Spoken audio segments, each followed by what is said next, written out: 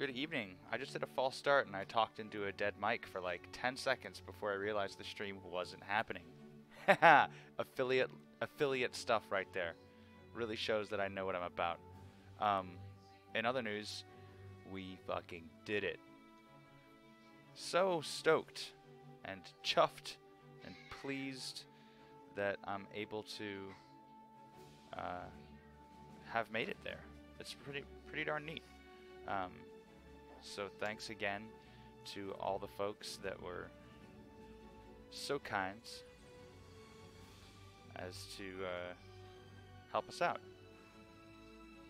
What's going on here? Where's my asp? So I'm gonna need to get into my asp. I've got this Thargoid heart, but I ain't got no meta alloys.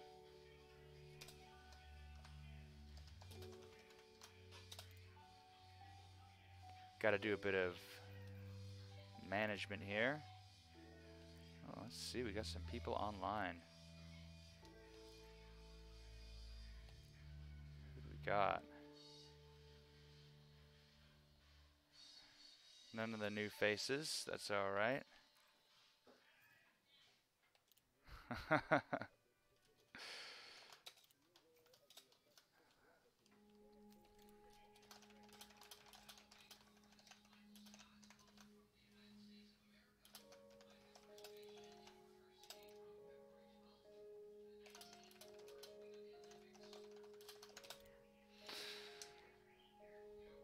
So I have made affiliate now, and every time I go to the Twitch manager page, it just says, "Oh, we're getting it ready for you. Can't get it done yet."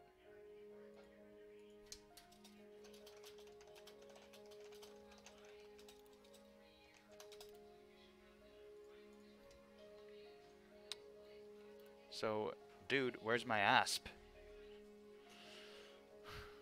I need someone to be here to go. Where's your asp, dude? Where's your asp?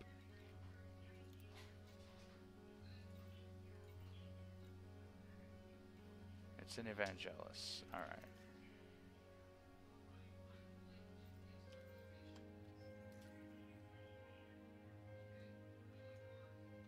Where's all the dang stars? See this slow time on the map? That's interesting. Maybe I've got it filtered.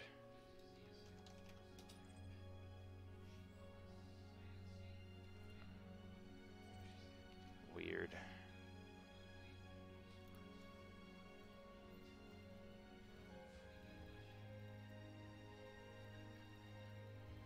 I just hope this heart doesn't burn a hole in my cargo hold. That would be annoying.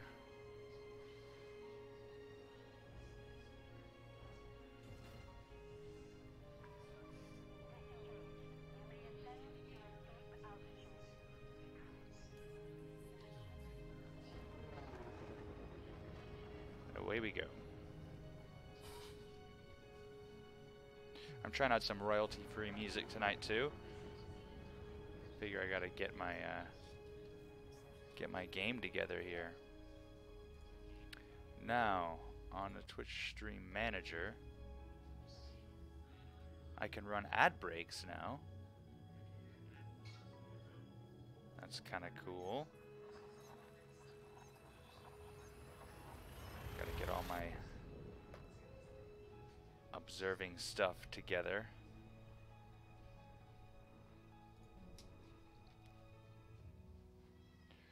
Maybe I'll try that tonight and do an ad when I go get tea.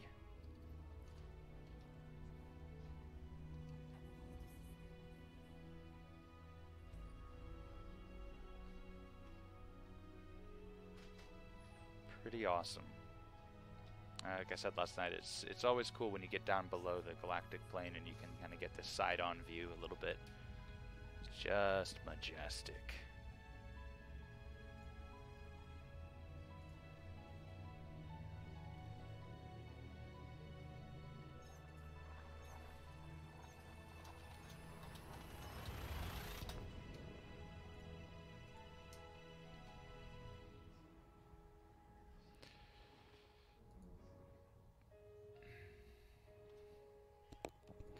Alrighty. I have so much to learn about Twitch. I need to sit down and take the time to watch a video about all the affiliate stuff. You know, how to manage tiers and all that neat business. We'll figure it out. Twitch says my affiliate tools aren't ready yet, so I can't do any of that. Can't do any of that business. But still, if you're here, say hello. I've got my viewer count turned off because I'm told that helps keep the ha-cha-cha-cha, the pizzazz rolling. Gotta have pizzazz. Yesterday I went and got a new refrigerator. Took the day off work. Oh, I can't eat that. I thought it was a piece of Ghirardelli. It's not. It's an iPod Nano. A shuffle. Never mind. A tiny shuffle. Just gonna plug that baby in for the missus. She's gotta have a charged shuffle. Wait for the tone. There it is. And then the lag as it takes on the new device. Oh look, it's called... Oh, you can't see. The device is actually named Ghirardelli. I'm here.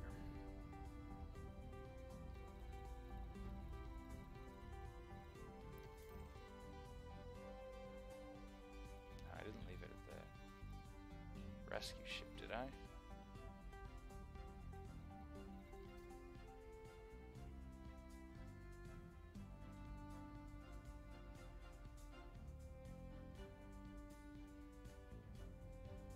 Not sure if I did.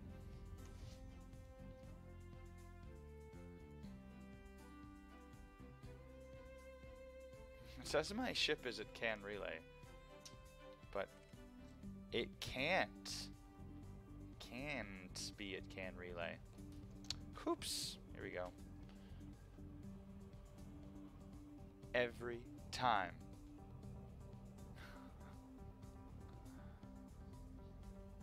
Alrighty.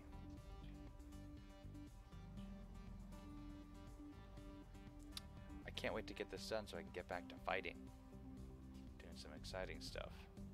I think it's almost time for dessert.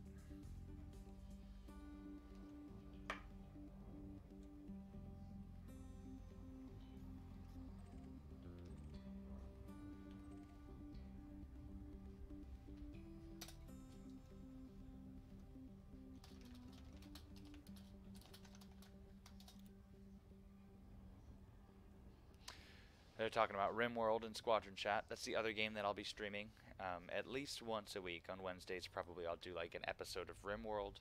And hopefully, if there's a viewership for it, we can kind of like make choices together and solve problems, kind of figure out what it is we want to do.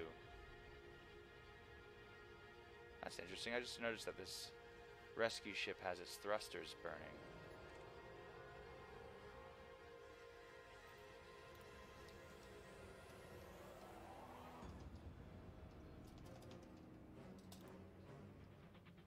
Adjust this music a little bit. It's a little much.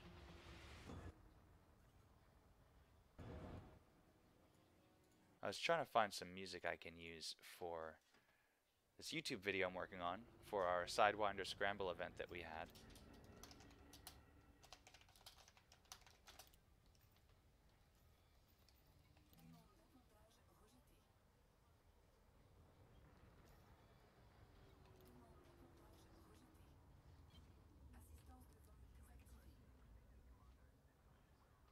Look at that bug killer.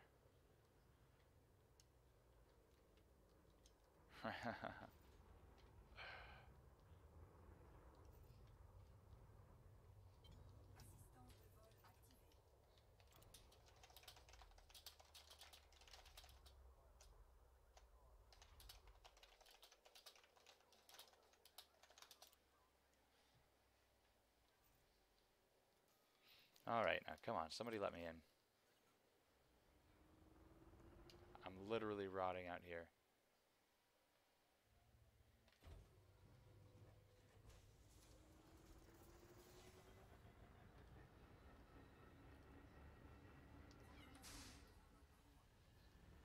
go.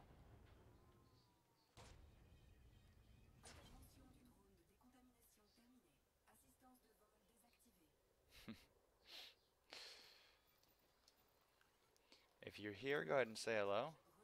I like to get to know the people around. Boy, they do not want to let me dock here. I just want my asp. I should have waited the 13 minutes and had it shipped.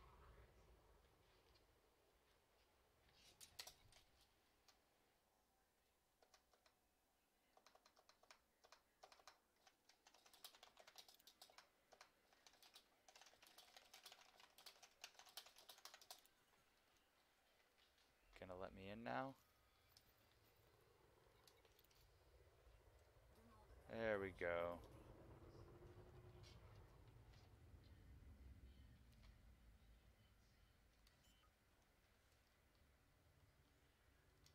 Uh-oh.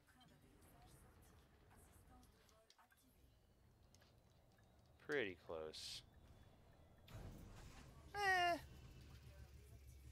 I gotta get better at those. If I'm gonna be a show-off, I need to get better at those.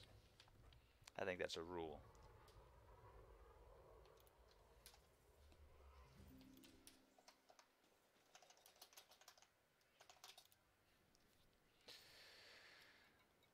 Okay. Yeah, there's no shipyard here, so what exactly am I supposed to do?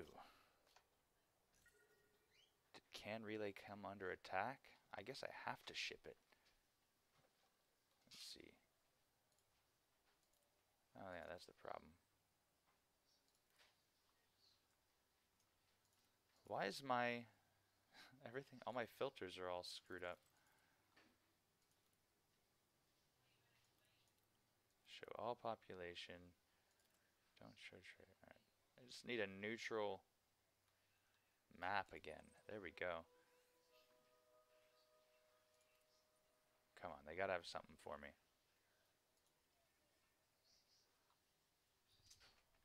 Jade's Pride.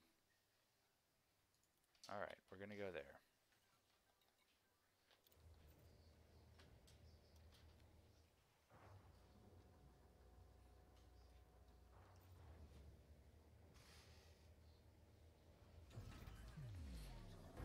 Alright. And away we go. Again. And so then I went to Balcher again. What is that system name? Balchter. Who's this Balchter character?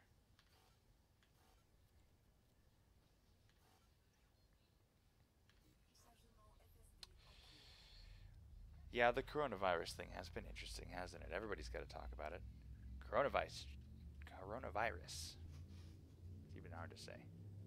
Did you see this? Did you hear about this? I don't have any David Letterman style jokes about it though. Only that we've seen these kinds of things before.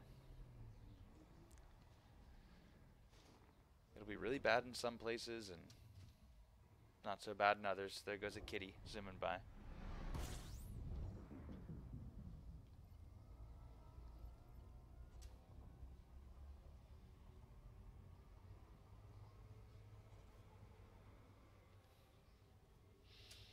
Meow. What's up, buddy?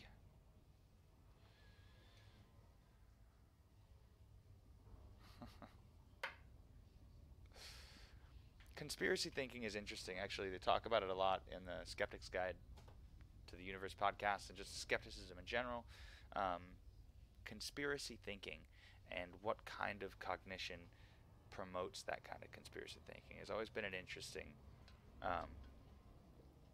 topic to me, because you can get into the why without becoming involved with any of the actual politics or details of the conspiracy. You can sort of investigate why people choose to believe things, what a conspiracy really means. I mean, the obvious one, flat Earth. What it would take for that conspiracy. What it takes for a person to believe that every boat captain, every airline pilot, every sailor, every jet passenger, every experimental aircraft pilot, every commercial airliner, I mean everybody, every astronomer, every weatherman in the entire world for the history of humanity has been being paid by the liberals or by the lizards or whoever it is that's trying to keep us in the dark. Um, it's just such a massive reach.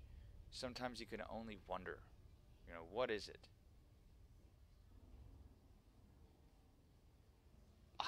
It's true. It does the trick. However, it doesn't take you there necessarily. There's the one thing that it's a very gradual process, and it often comes from a strong sense of alienation, a lack of connection, a sense of helplessness, especially helplessness. It's very important to feel like you know what's going on. It's very important to feel like you have a grasp on reality, and especially that you know who to hate. And if you happen to hate the lizards who are taking over the world and trying to destroy your freedoms, then it is empowering. Because all at once you get a sense of victimhood. You are oppressed by cosmic powers. You also get a sense of destiny. They won't hold us down for long. They can't defeat. They can't defeat us. It's the indoctrination. No, yeah, people are raised with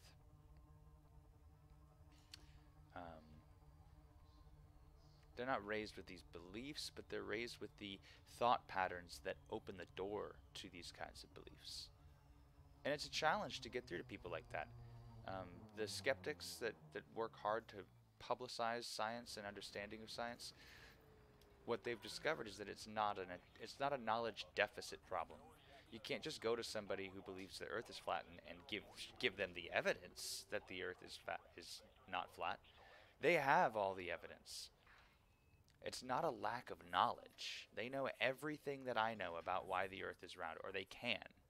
And I can tell them that, and it won't change what they believe. The trick is in metacognition, right? Thinking about thinking, which is just such a difficult thing. Such a difficult thing. Yeah, let's talk about Elite. Also, what's up, Lolo? Good to see you, buddy. Since I double vet, I fixed my Conda out of mining and End Explorer. 58 and 61. Feels good, man. I'd love to get one of those Jumpacondas that do like 79 light years. I'm pretty happy with my ASP that does a solid 59. So when I hit a neutron jump, I can do 201 light years in a jump, which feels good, man. Somehow my ASP Explorers is an Evangelist at Can Relay, which is on fire right now. So, what's up, Booty Flaps? Booty Flaps. Good to see you, buddy. Good to see y'all back again. Let's go here. We gotta wait 7 minutes to get my ship. I can't go to this burning station to get my ASP out of there. But it can fly its own ass out of there. I don't know. Why don't they fill it full of refugees if autopilot my Tesla summon feature is bringing my ASP to me? Fill it with refugees. I don't know. While we're waiting, let's do a thing. So I want to try to introduce a couple features to the stream so that I can use the time a little more wisely. I think it'd be fun to start out the stream right off the top with like, boom, 3 bullet points, news items, something offbeat, something science, something fun, just so that anybody who's going back and looking at old broadcasts can just right off the top have something interesting and engaging. So I could throw out, boom, 3 things that happened that I think are interesting, worth thinking about.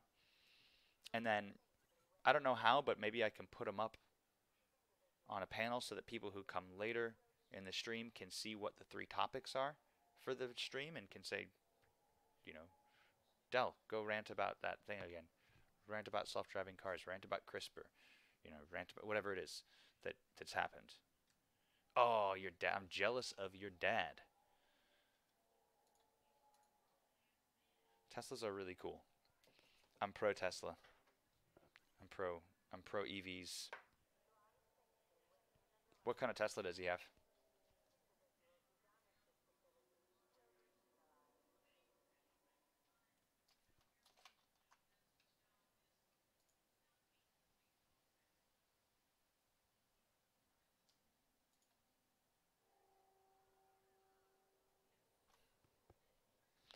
It's really fast. Yeah, this the 3. Uh-huh. Alright, I gotta find my barnacle sources so I can get some good stuff here. Balchster. I'm gonna search in Balchster. So I'm using this tool here. Elite Dangerous Utilities at Hawes Base. And I'm going to locate Ripe. The ripest. Looks like I'm going to have to go to Wellington. Pick up my meta alloys there. 2, 6, 7, 8, 9, 10. I can get them all in Wellington. A4, looks like so. A6. I'm going to have to use my planetary navigation skills. Looks like A2 is our closest world when we get into Wellington. So we're going to go to A2. We're going to mine some meta alloys there. We're going to practice going to these coordinates on the bodies so that if anyone's watching and wants to learn how to locate surface locations using these coordinates, we can do that. I'm not super experienced at it, but I know the concepts, so we might figure out some things together. We'll see how that goes. 3 minutes left on the ASP. We'll just wait here for a little while. This is my new paint job. What do you guys think of that?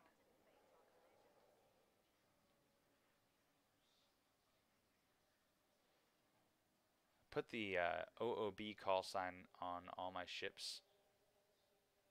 Out of band.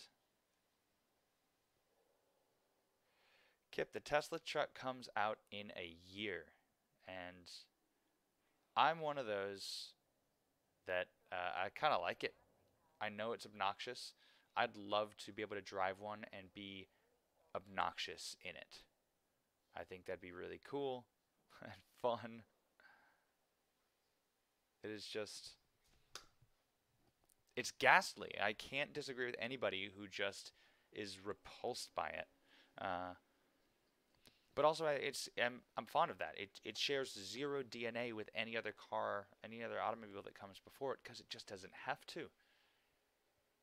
I think that it's cool to see manufacturers breaking free of design conventions, because there's nothing that says that we have to make the same old shit. Thanks, Lolo. Yeah, I put the white engine color and white weapon color on it too for nice contrast there. Yeah, it's a cool paint job. I dig it. Just a couple more minutes and I'll have my ASP.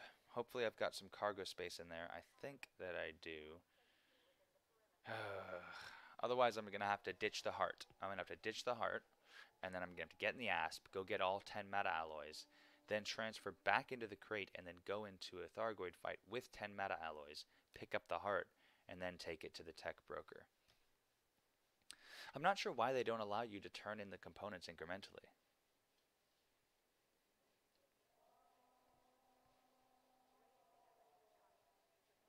Lolo, what were you about to ask? And Kip, you're right. I mean, just the price alone, if you ignore the amount you're going to save on gas and wear and tear, I mean, it's still a great deal. And then you add the gas you're not buying over the lifetime of that vehicle. And then you add the sense of well-being you get knowing that you'll never have to visit another gas station. I keep getting promoted to the leader of the squadron that I've always been the leader of. Every few days when I log in, I have a new message. I've been promoted. I'm the leader. Oh, the thruster color, yeah. I'm pretty forward with information. But guys, I mean, congratulate me. I got promoted to leader, so. Oop, oop, oop. Is this thing here yet?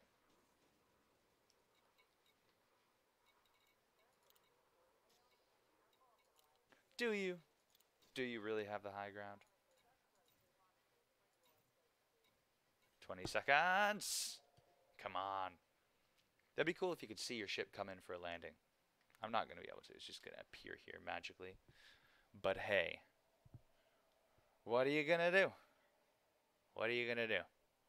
If there's anybody new here who's just joined us, feel free to say hi, chime in.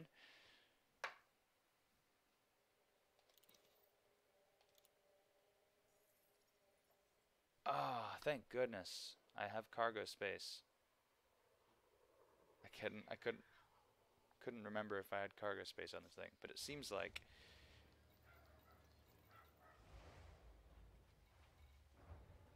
64 tons. All right. So now we're going to go to Wellington A2. I suppose it is a Kenobi beard. Guys, let me tell you, I'm going to talk about my facial hair for a second, because that's great entertainment. It's quite funny, actually. I have a very interesting beard that I have never had to shave my neck. My beard stops growing right there.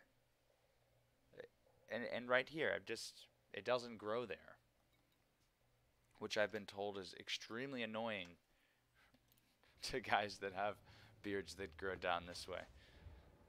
I'm lucky. I've got sensitive skin, so if I had to shave my neck, I mean, that's partially why I don't shave at all, because I don't need to be dragging a razor across my skin.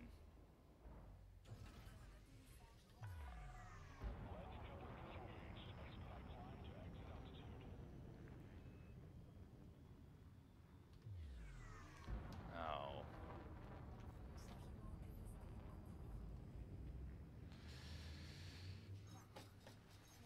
I have a Kenobi beard. I don't have a lightsaber. Got a couple other swords though. Got some fun weapons. I'll show those in another stream sometime, maybe. Most of them are like toys and bullshit, but I have one genuine folded steel katana that I would love to get appraised sometime.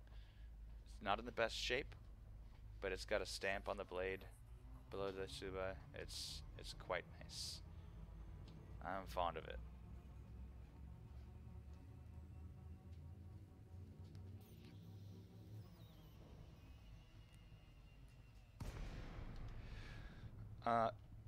Excuse me? I pitched down and broke my jump.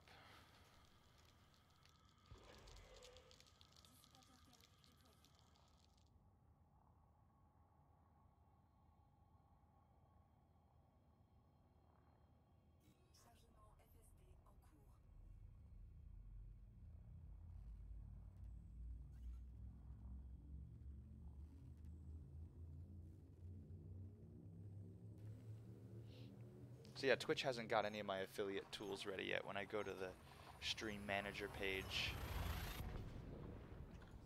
it's like, I don't know what to do. We're not ready yet.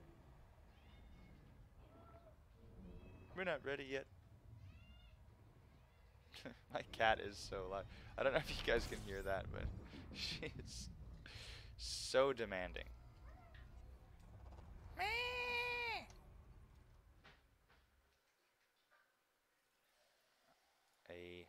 A2. Alright, so according to the site,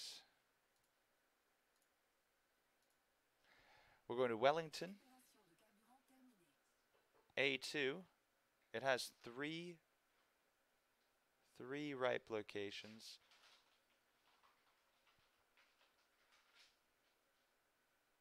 Yep.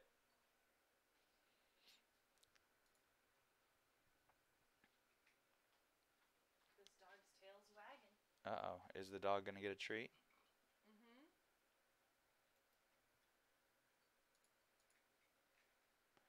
All right. Last piece of this. 24 and negative 65.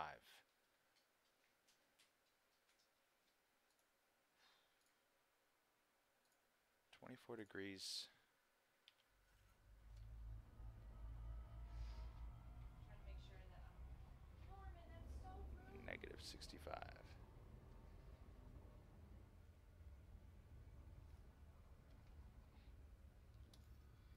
Is this hurting my cargo hatch? The heart does not seem nearly as corrosive as like the Thargoid sensor was.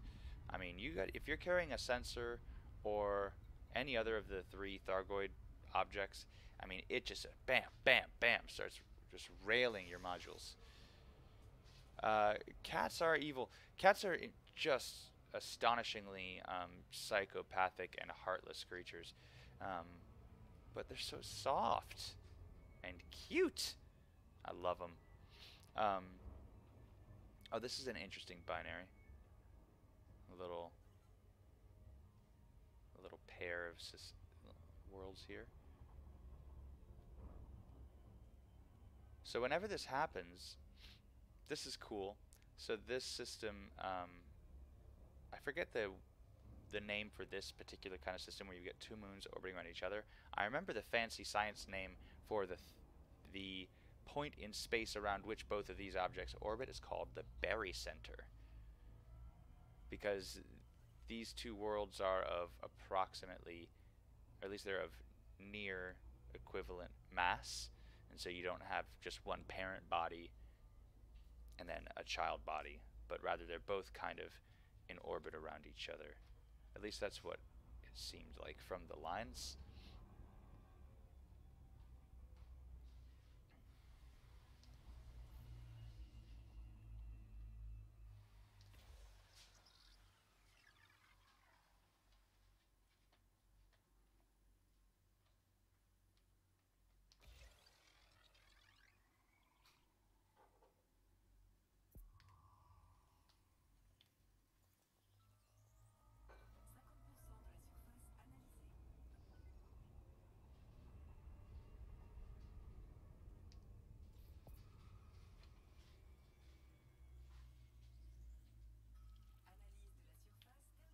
Got it in 2.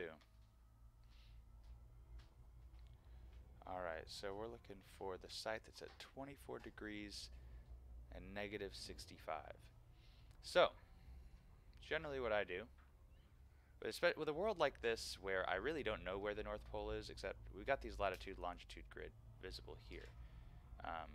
Now it's not handy and numbered, nor can I look at my contacts panel at my targeted system, my targeted object. I can't get any info on the location, latitude and longitude of the targets here. They don't make it necessarily easy to get your bearings at first. Really, the only way that I've found that's reliable enough for me to use is I'll fly down over the equator and get an idea. So I'm at -2 and -12. So yeah, I'm right around the equator, close to 0 and 0. So now I know that I need to go 65 degrees into the southern hemisphere and then find the 24th degree in the meridian, positive 24th. So we're going to go down to 65. Looks like I'm going the wrong way on the meridian though. So just around the South Pole probably. Uh-oh. Definitely going the wrong way now. You do get turned around sometimes. And then once you get to the pole, you start getting really dramatic changes. Watch how quick the numbers will change as I flip around the pole. Boom! They just soared right up. So it can actually be kind of difficult at first to get your bearings. Right now I'm at the South Pole, I think, near it. But I know that I'm way off. I'm nowhere near the positive 24 on the meridian that I'm looking for. And I'm quite disoriented. So let's get up a little ways, find out what the hell I'm doing.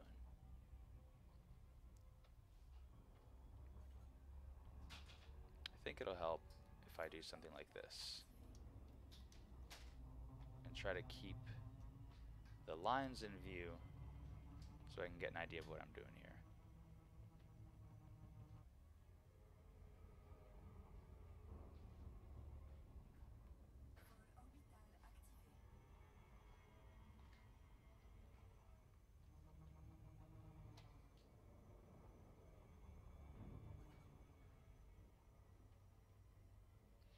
My idea is to get close to, alright, so here's 24.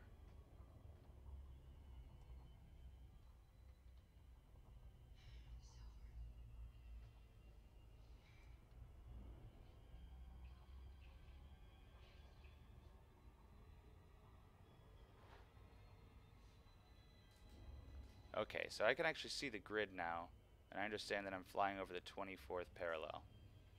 Oh, I'm losing sight of the grid. I'm getting too low.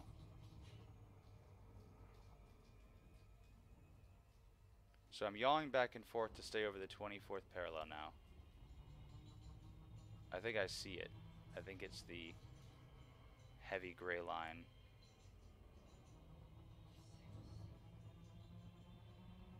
I'm clear on the wrong side of the world, though.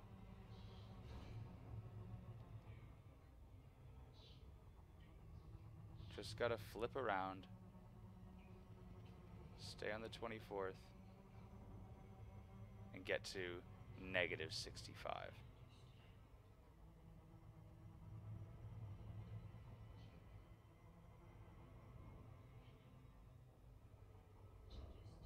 Goodness.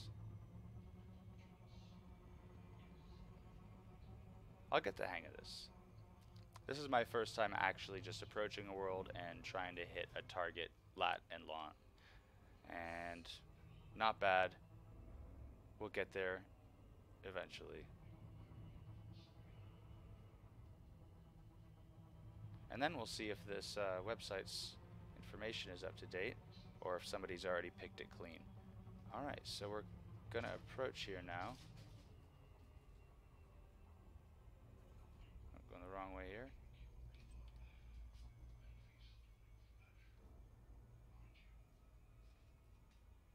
Wonder if that's it.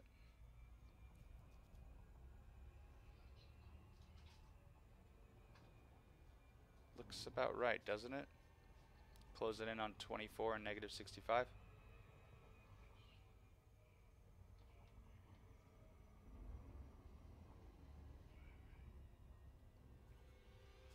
No, that's not right, is it?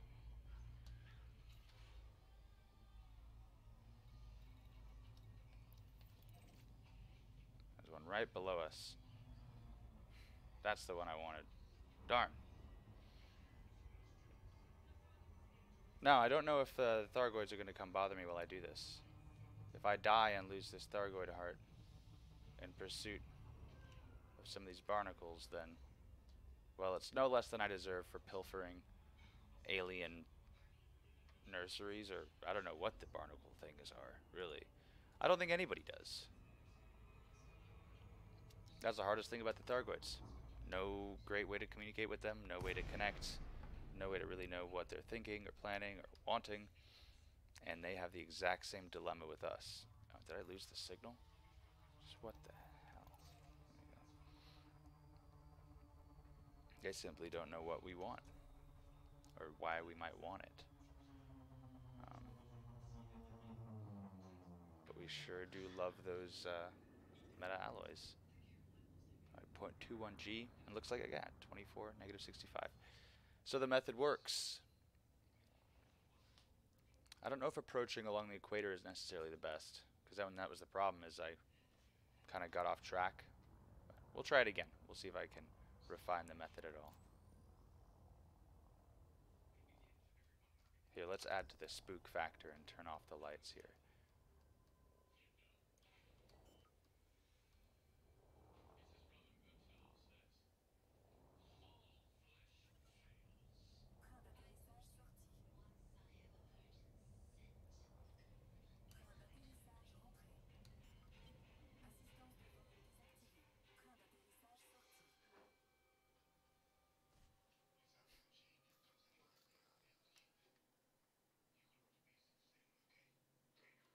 Come on now.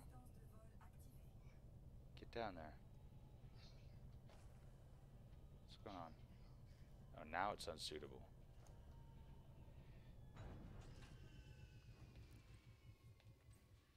Kind of want to go fast because I'm not sure if the Thargoid heart will ever stop corroding all of my modules.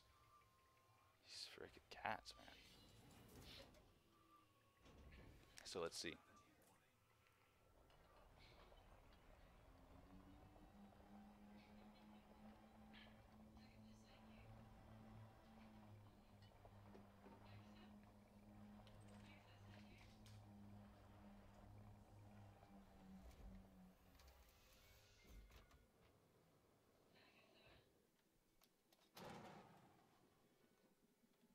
Alright, let's do an obligatory.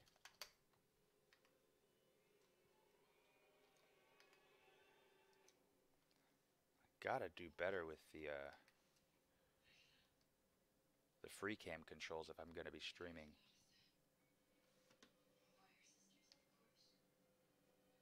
I forgot how to do the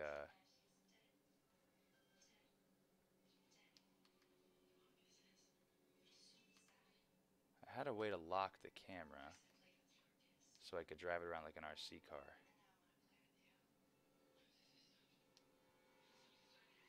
But that ain't it. I'll figure that out later. That ain't good streaming.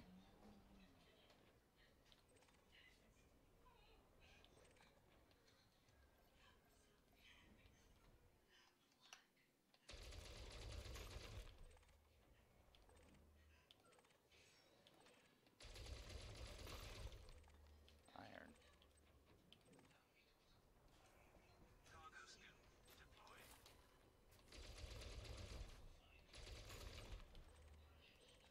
Sulfur. I actually really do need... I'm low on raw materials. Badly low.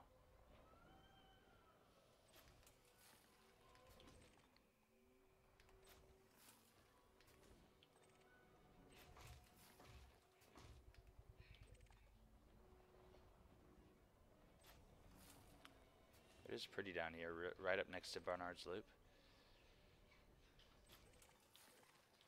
What a nice spot.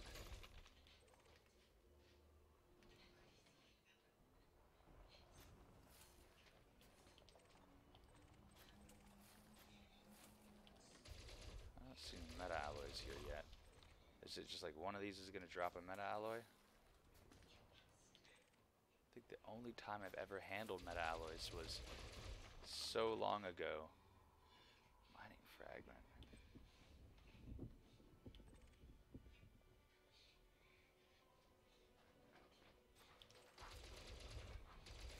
You guys see my cat behind me on the chair? Where is he? Is he climbing up the back of the chair right now? Oh my god. Oh my god. Come on. Come on. You can do it, Norman. You can do it, buddy. He's destroying my chair. Oh, he gave up. He is destroying this chair. I mean, he has such a fun time, though. Who am I to stop him? It's just a thing.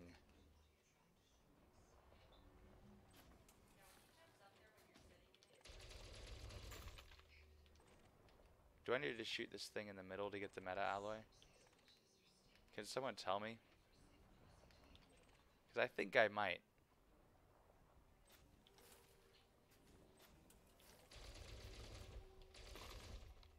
Because all these are just raw materials.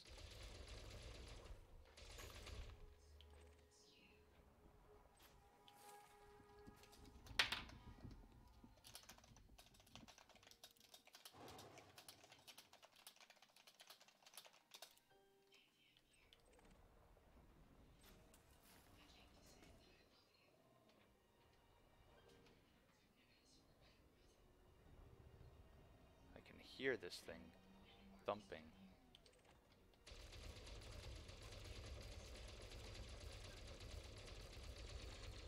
Shooting the bulb.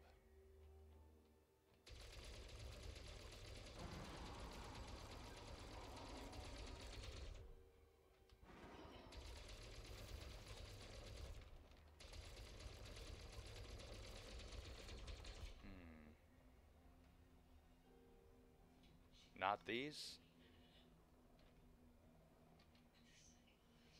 There's no bulb. So does that mean this side is dead then, I wonder?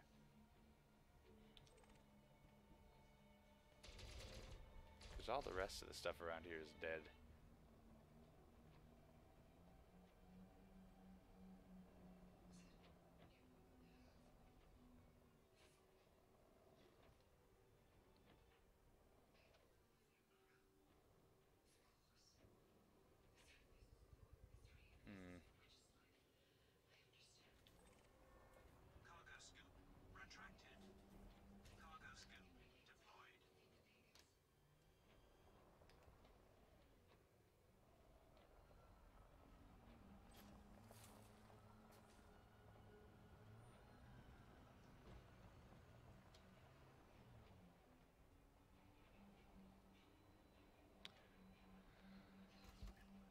barbs with an enlarged bulb tip, which appear to be the alloy itself.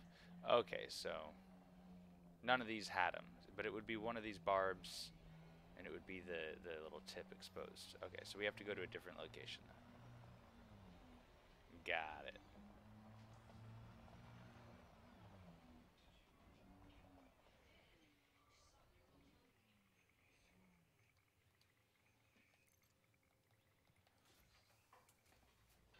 Okay. Yeah. Well, let's check the website again.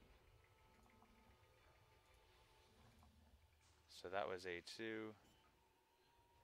How often do they come back?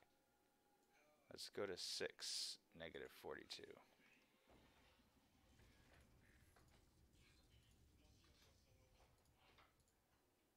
Nomad! Dude, thank you so much. I don't know what I just did. It's like a default emote. Add a message to thank for your gift. Guys, I don't figure.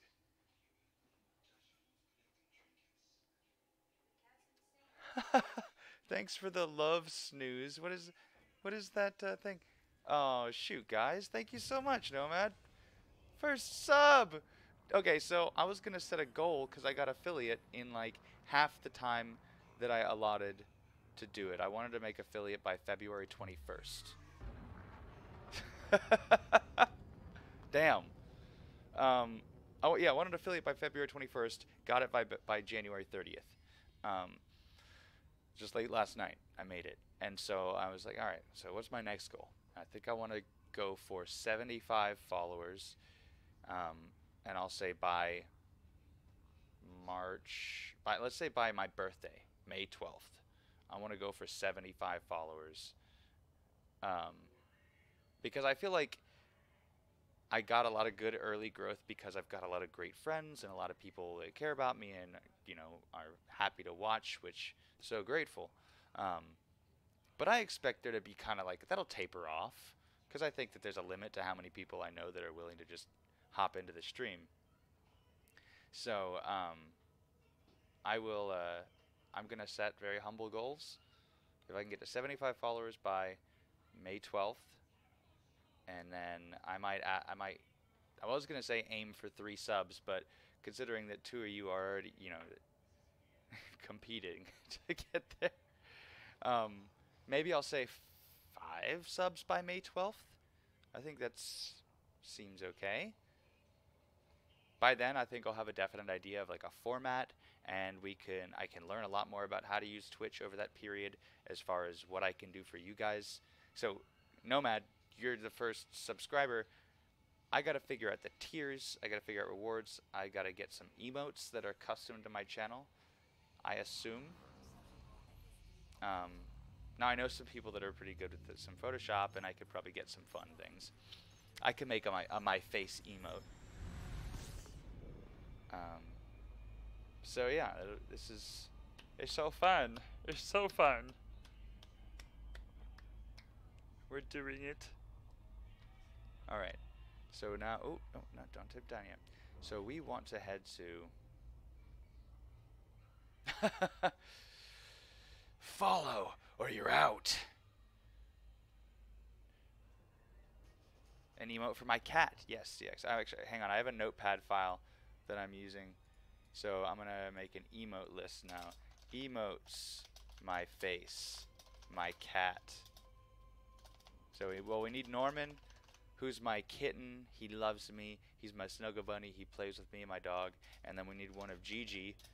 She's a bitch, but I love her.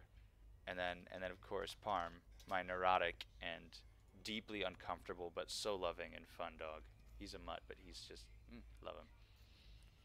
All right, so where are we going? We're going to 6 and negative 42. Oh no, I left orbit.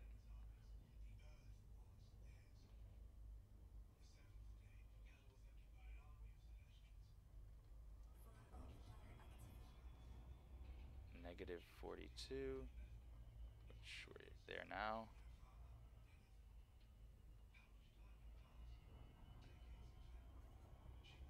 And 6.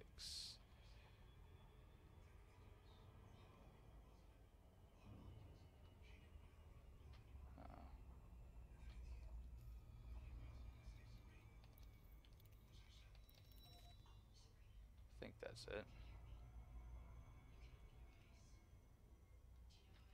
Yeah, that's the one. Circling around for approach.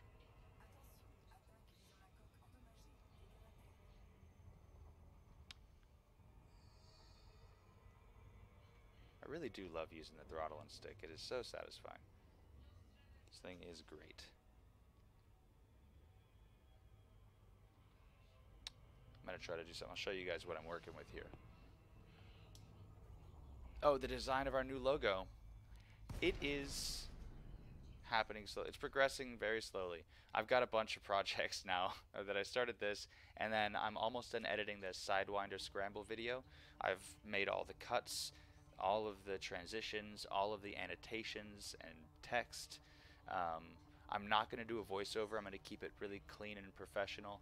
And all I need to do now is add 2 audio tracks of some royalty-free music that I've been fishing out.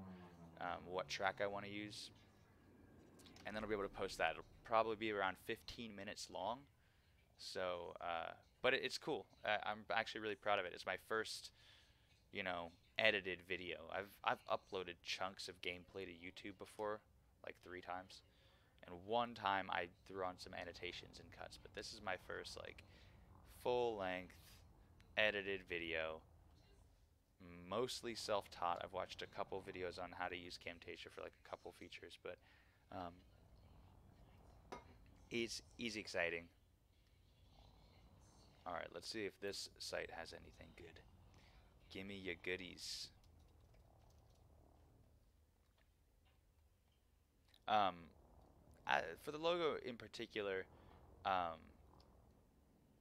want to shop around a couple other ideas. So we'll see. I got a friend of mine. He's pretty talented. This looks ripe. Do these look like they have things sticking out of the top of them?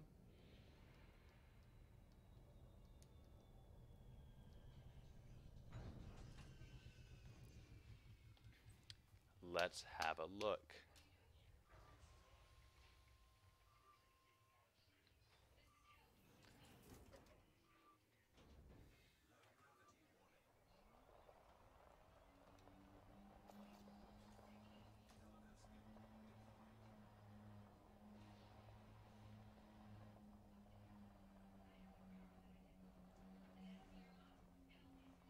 Oh, these are actually all broken, aren't they? Yeah.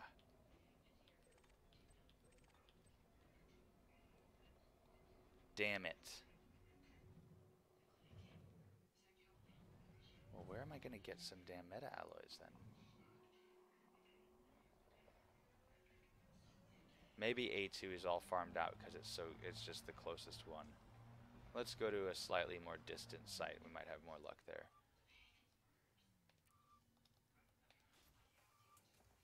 Alright, Nomad. Drive safe, dude. I'll see you in just a little bit.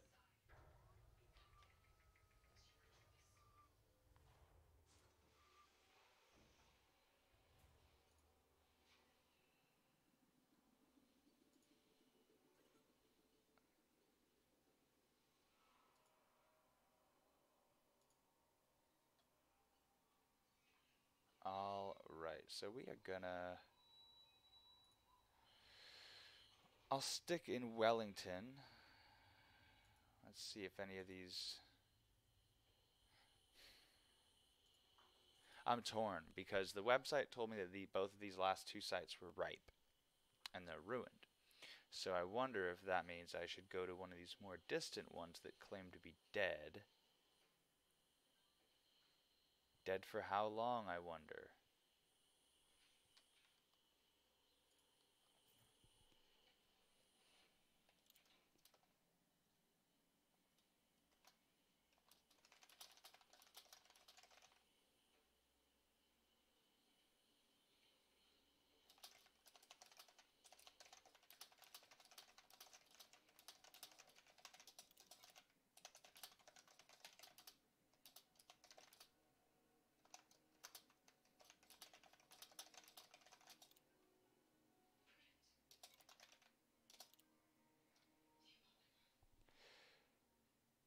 Just go to one of the Thargoid structures. Yeah. How many meta alloys can I get at one of those?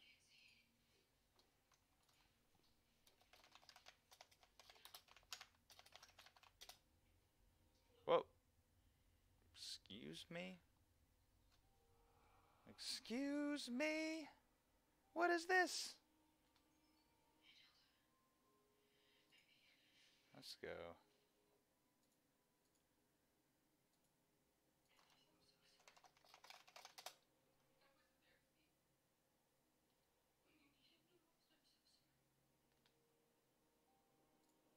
Oh, I missed the button. It's like, engineers? What do you mean? Merope range. Why are they telling me Merope range? I want to...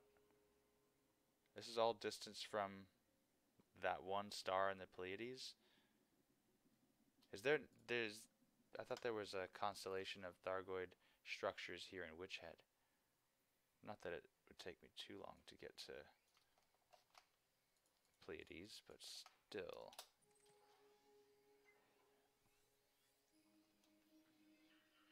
$500 light years? That's not too bad.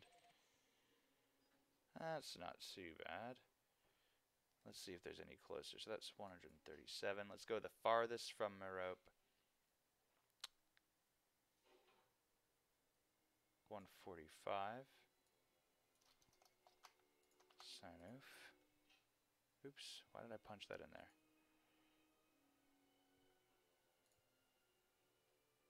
Also, why am I leaving you there?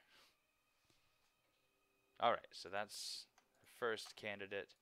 Second candidate is even farther. Yeah, that's interesting. All of the ranges for these destinations are from Merope. And they're all less than 200 light years from there.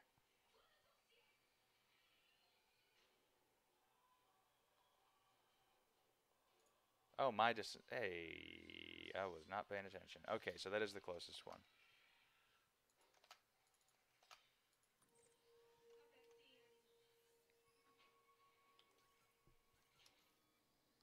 Alright.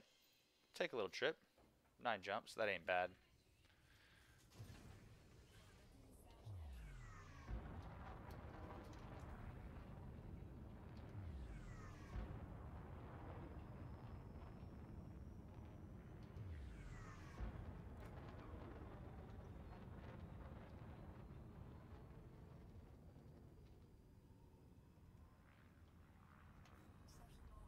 Alright, away we go. Oh, boy. Tomorrow is my buddy's last day at work, so they're gonna bring in some fajitas. Free lunch. I love free lunch.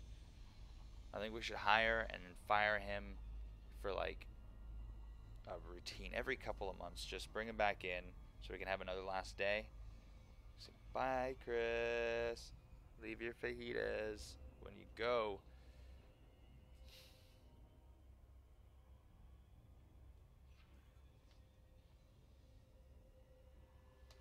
Oh, boy. That was an interesting post that someone made on Reddit the other day about the space legs and base building and all of the supposed updates and the fervor and discord surrounding all of it. Everybody's saying, oh, no, space legs, atmospheric. No, base building. No, none of it. Space game, leave it alone. Don't change anything. You know, everybody's got their own opinion. On one hand, I think that you have to just appreciate how Elite is only as successful as it is because of the involvement and contribution of these amazingly talented and dedicated players. People who are willing to put together massive resources and amazing pools of energy and dedicate the energy to researching and teasing out the facts and the core details of the game. You need that kind of back and forth between the community and the developer. At the same time, there's a part of me that I have to accept that it is a one-way street. Ultimately, I don't really have any say in the product that Frontier decides to put out. I don't know if I should. You mean like in the upper atmosphere, like sitting on the dense cloud layer? I could see that, just a big station and sitting on these giant airbags floating on top of these ammonia clouds. Fuck yeah.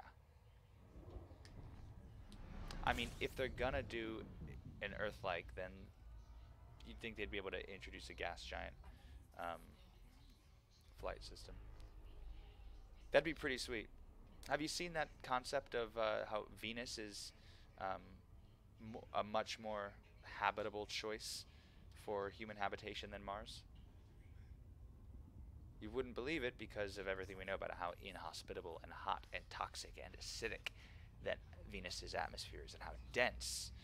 But cloud cities on Venus, you could walk around in a t-shirt up there with just a respirator mask on and you'd be fine.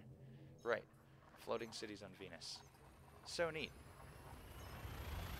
You could just wear jeans and a t-shirt on Venus. Same thing with building a meridian city on Mercury. Right there at the Terminator.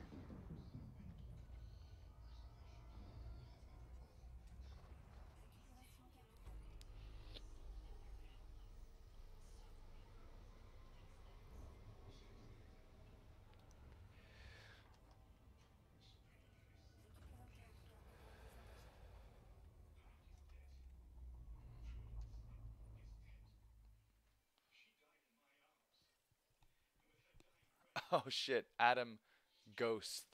I thought that was Adam Gast, our guy. Like, that is so close. What would be the odds of that? The question is why. I can think of lots of reasons. Why? Well, a couple. I mean, most of them are capitalistic. Though I'm sure that there are plenty of pure science reasons. There are probably some very nerdy people out there who would love to have an in situ base on Venus, on an alien world that's as unique and energetic as Venus. Um, but probably the capitalistic extraction of resources, if we were to really boil it down. And again, though, why, to extend your why send humans? A lot of Asimov's robot series is awesome because the story follows these two engineers who travel around the solar system fixing these robots who are glitching. And in his universe, robots are outlawed on planet Earth, much like in Blade Runner. You can't have these smart AI, these robots. They're outlawed on Earth for the obvious reasons. So instead, they're created in mass and sent out to do the jobs that humans aren't fit for. Um, Things like mining iron on Mercury, or collecting or filling ammonia tanks on Venus. Uh, so right, why build a floating city for humans? Again, it comes back to capitalism, tourism. If I had the money, I'd probably want to participate. I'd probably want to take a trip to Venus. You're working for a multinational corporation, and for a sabbatical they send you to the cloud city of Venus. Who knows? Um, One of my favorite trilogies is the Mars trilogy by Kim Stanley Robinson, and I hope that there's somebody in the stream who's read it. And if you haven't, and if you like to read sci-fi, read the Mars trilogy: Red Mars, Green Mars, Blue Mars. Uh, it is phenomenal. World building, exploration of these wonderful ideas about how human society transforms when it moves to a new world.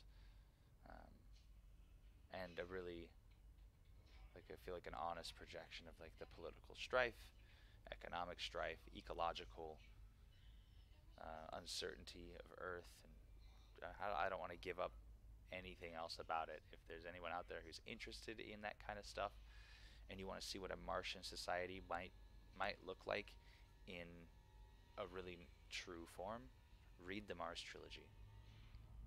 Kim Stanley Robinson is just such a brilliant author. Love his work.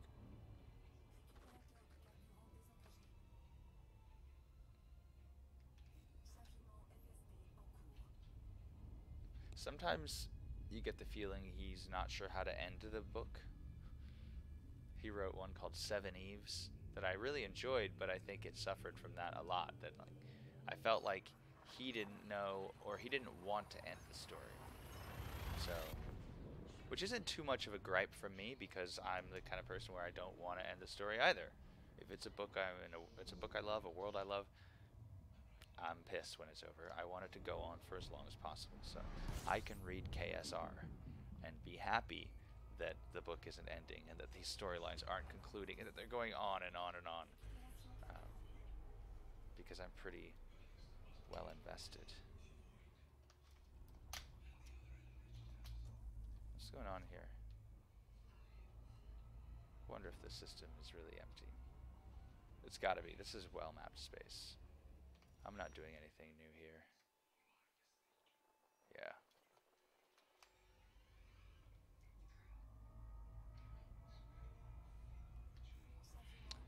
I think I'm hungry. Can I play an ad, like a 30-second ad? There's a thing for a 60-second ad. 60 seconds would give me enough time to have a pot of water starting to boil. I think I need a tea and some chocolates, because your boy's getting hungry. Let me see. I got these stream options now. Okay. I'm gonna do something I never thought that I would do in my life. I'm gonna cut to ads.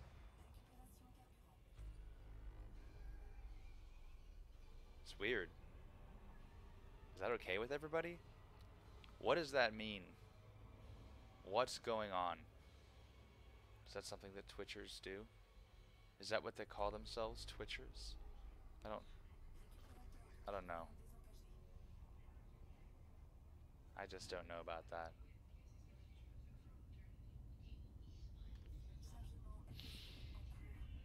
Alright. Almost there.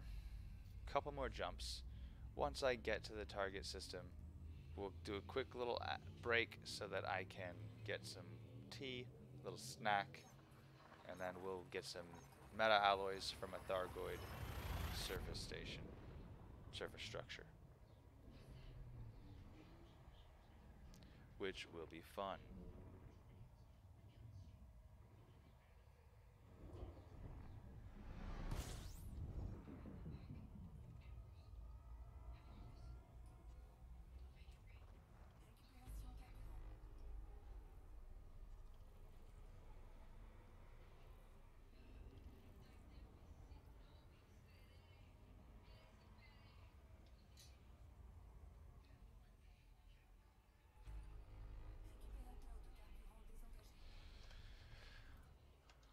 On and on. What is for snack time anyway? I think I might have some cheese from my new cold refrigerator. Man, fuck a new refrigerator. So expensive. That's okay. So I was learning from the refrigerator repair guy. One of the reasons why he believes that our refrigerator failed was because when they were making this line of refrigerators, the one that we had, they were building them with a new type of compressor that's meant to be more efficient, more reliable, quieter, better in every way, if the compressor is running a new refrigerant, something 600. I think I forget the actual acronym, but I know this is new type of refrigerant. This new refrigerant was mandated by federal law, by the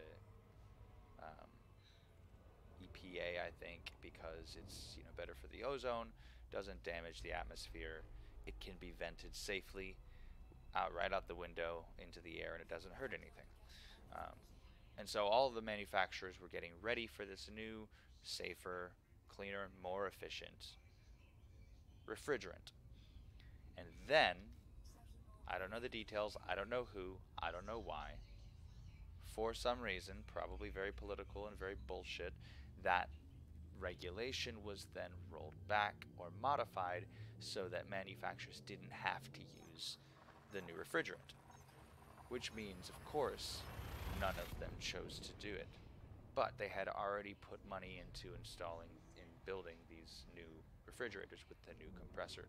So they just took the old refrigerant and ran it in the new compressor, which works for probably about a quarter of the lifespan of the compressor. So now all of these refrigerators, which should be running the 600 rating refrigerant, are running the old 144, I think he said, and it's breaking all the compressors in 5 or 6 years. And I'm sure the manufacturers are happy. LG, Samsung, they're all grinning because now it's another appliance with another degree of planned obsolescence in it. So now we can fill more landfills at a greater rate of speed. That's how we'll solve the housing crisis. We'll make more land with all of our discarded refrigerators and washing machines. It'll be the ovens next. They're coming for our appliances, people. The farmers already know this. They're fighting planned obsolescence and right to repair. Hopefully all across the world. I know they're doing it a lot in... What is this 2 million bond by the Pilots Federation?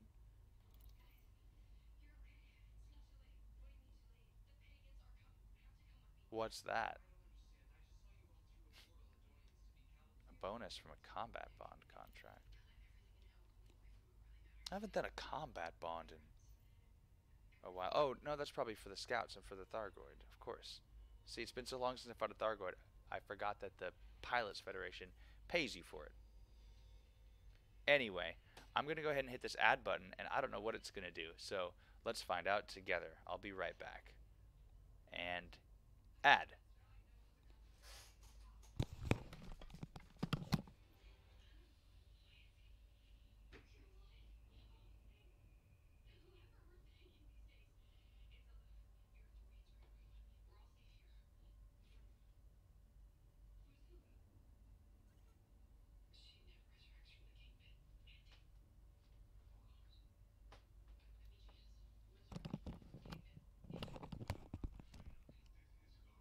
Yeah, I don't think it's working. It says 30 seconds remaining.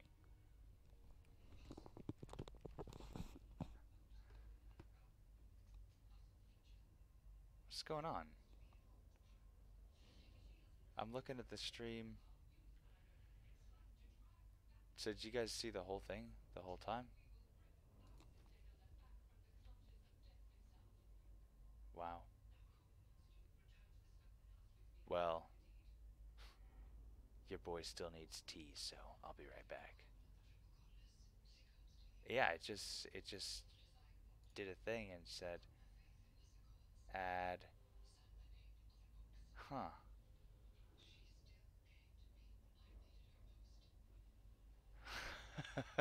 I pushed the add button and it did a whole countdown. And it was like add, running add.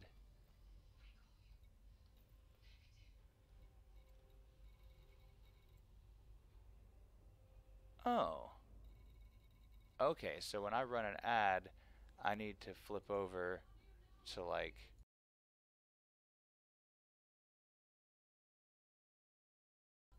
I need to give you one of those when I go to add.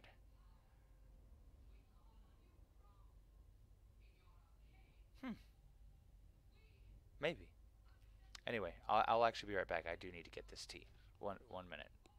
Now a word from our sponsors.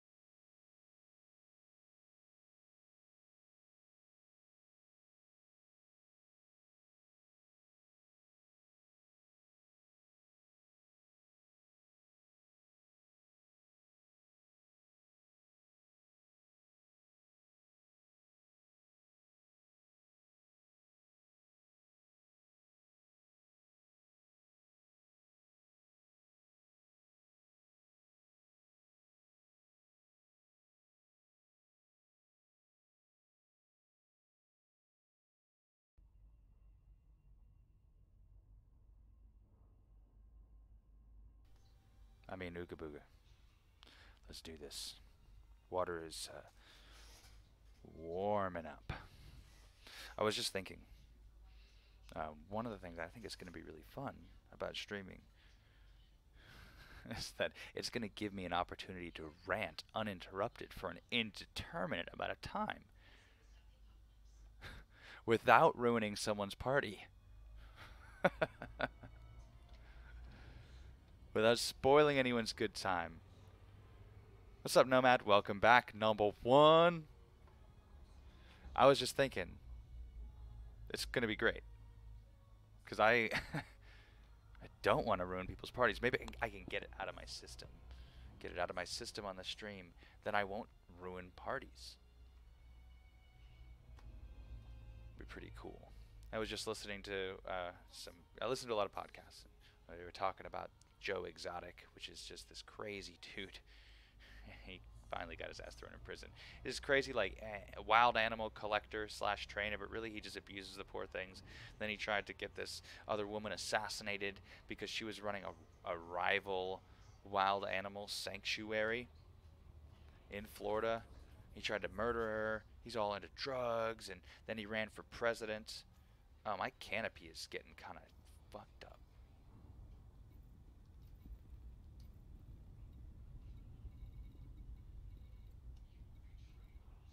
It's just some cracks. 80%. I don't think I have an AFMU. Don't I? Yes, I do.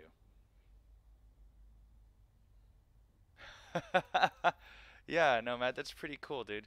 I gotta figure out some stuff, like, we, yeah, so there's tiers, and so then yeah, I have to give the tiers, like, different privileges and things. I want to set up some stuff, so there's things for viewers to do.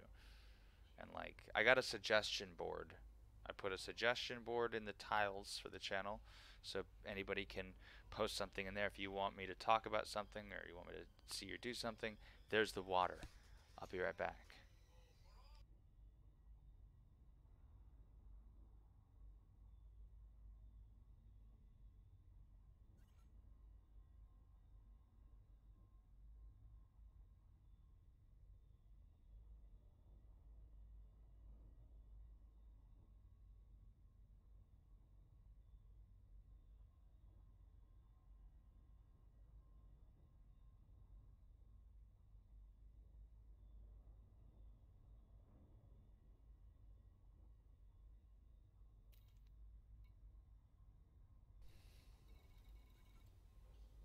Give more emotes for higher tiers. I'm gonna come up with some really fun emotes. My buddy's a really talented, very talented Photoshop guy, and he'll be able to do some pretty cool stuff. So I'm sure we can come up with some fun things. Probably some that are really embarrassing for me, because he's really good at that kind of Photoshop. So that'll be fun. Alright, we are going to get to A to A. That's where we want to be.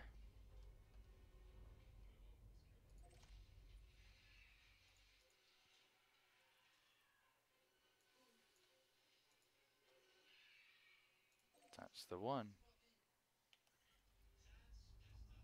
Straight ahead.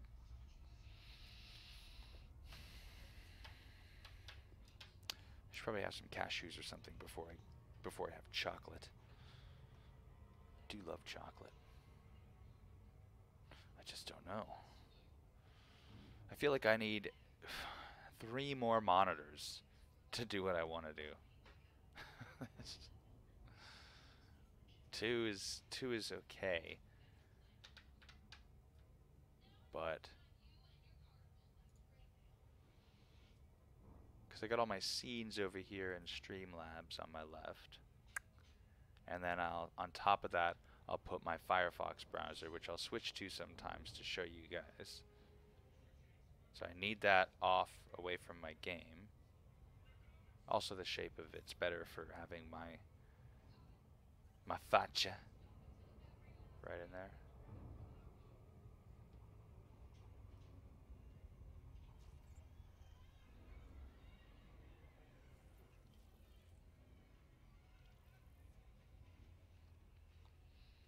All right.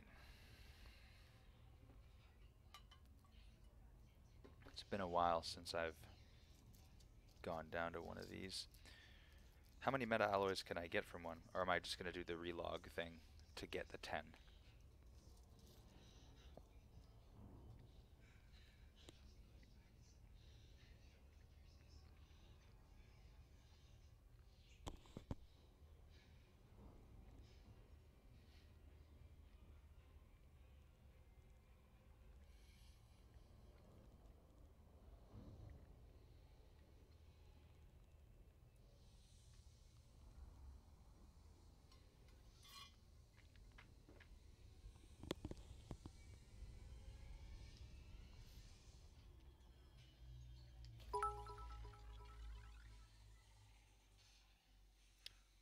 What's that?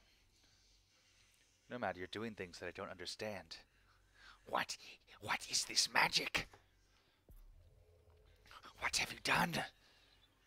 100 narwhals? Is that a narwhal? Oh, it's dying.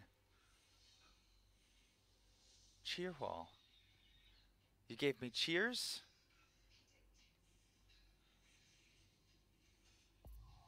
Oh, thank you. Where are my bits?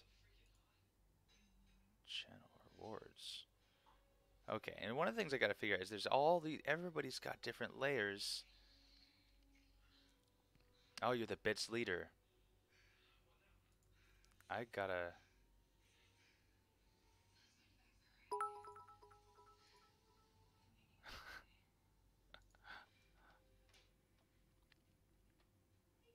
So much to learn.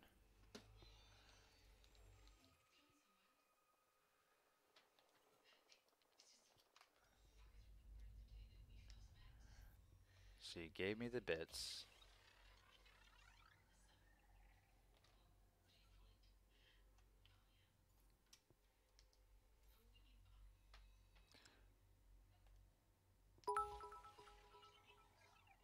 How do I give you bits back? Can I give you bits? I cannot cheer in my own channel. Okay, I can't do it. I'll have to give bits somewhere else. Wait, aren't bits pennies? Did you just give me $3? But I can only use that for other people? Guys, I'm so confused. Yeah, 1 bit is 1 cent. Man. I'm gonna watch some videos. I'm gonna watch I feel like I need like an old man's guide to Twitch. I'm so late to this game that everything has developed and layered and complicated so much before I've even dipped my toes in.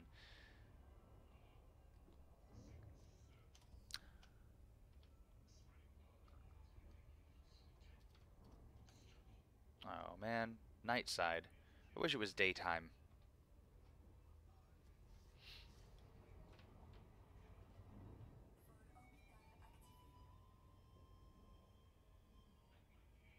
I do love the Thargoid structures though. They're so moody. They're so ambient. They're resonant. Places of power and majesty. That's just nonsense. It's nonsense, Del. What are you doing? Oh. Did I fuck up my glide because I was goofing off?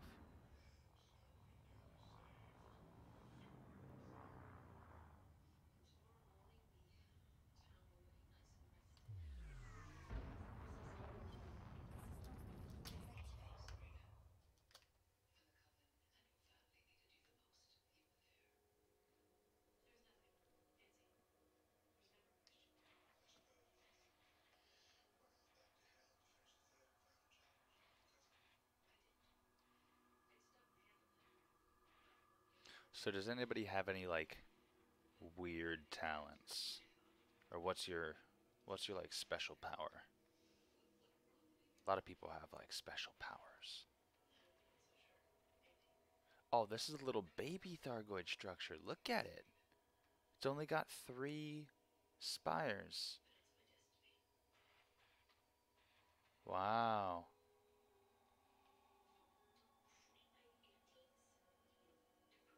It's a baby. So these are slowly grow. If I come back to this site in 3 months, it will likely have grown quite a lot. Look at my computer. She's catching up. Oh, okay. Let's cram these pieces in there.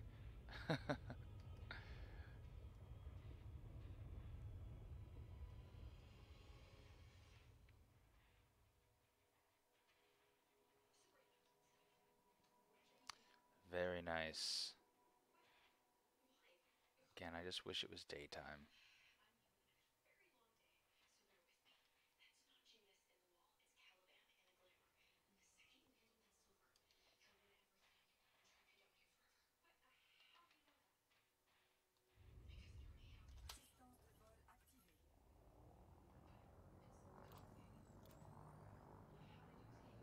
One thing I wish these ships had was just like a hard spotlight, and then also a HUD zoom.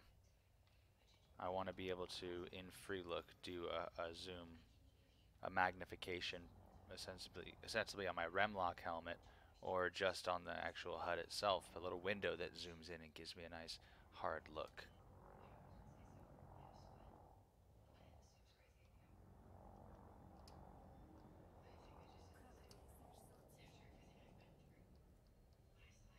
I love how these places are kind of lit in their own way.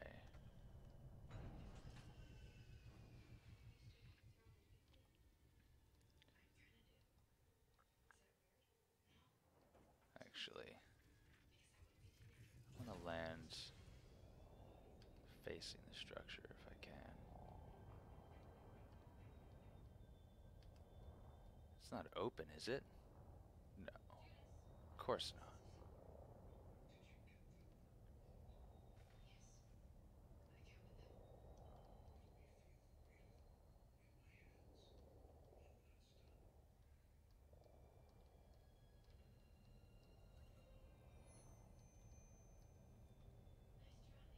Where's Bob to scold me for my heresy when I need him?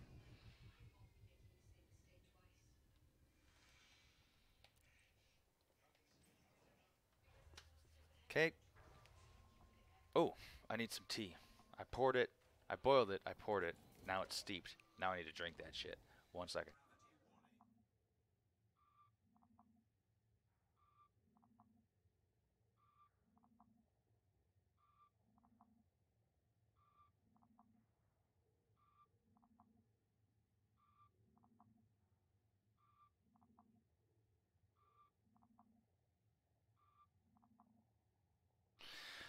If you guys have any thoughts or suggestions or things that you want to see,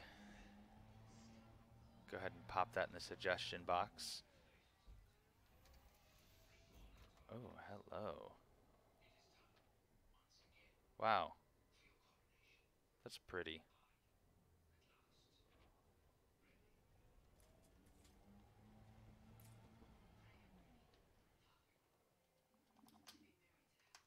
I gotta get a screenshot of that.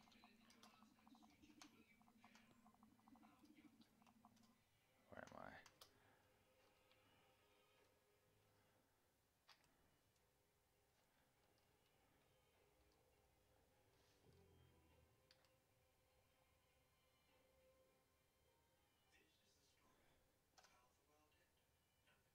Did I get it? Oh, come back. I want that sentry in the shot, man. Come on. Now it's being an idiot. Ugh. I'll probably have to just grab a shot from the video on demand, maybe. It's hot. I can't drink it yet. I'm very annoyed that that sentry is now ruining my shot. And I tried to get it and I missed it on the first shot. Come back the other way. It's better when he was in the shot. But still. That's nice. Anyway. Let's get some meta alloys.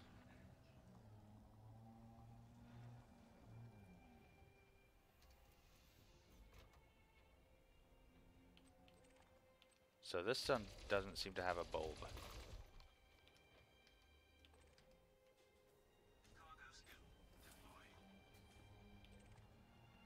Wonder if they glow if they have a bulb. Let's take a look.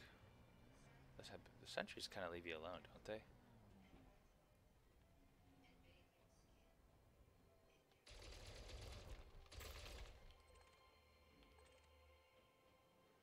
Really, guys?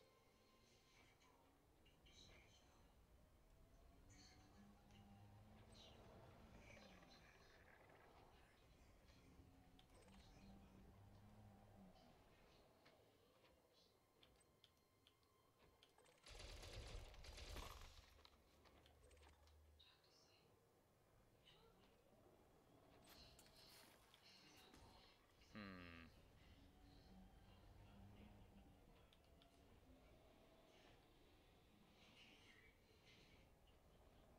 I wonder if they're terraforming.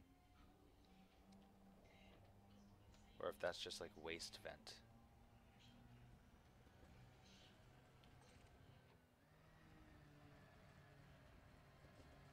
Okay, so this one has a bigger bulb. Mining fragment.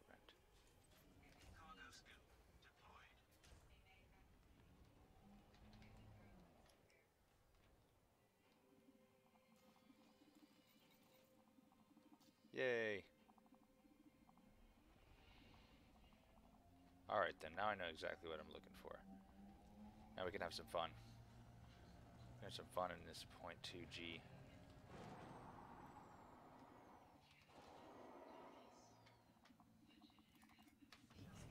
Oh! I tried to do a cool guy landing. Come on.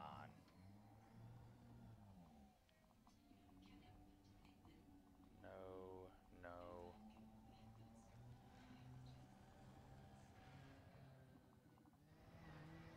No. Come on, guys.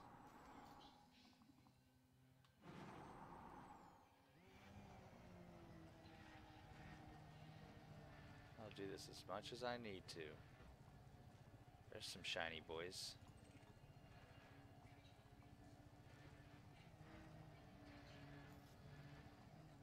Nope, not shiny enough. Right? Yeah.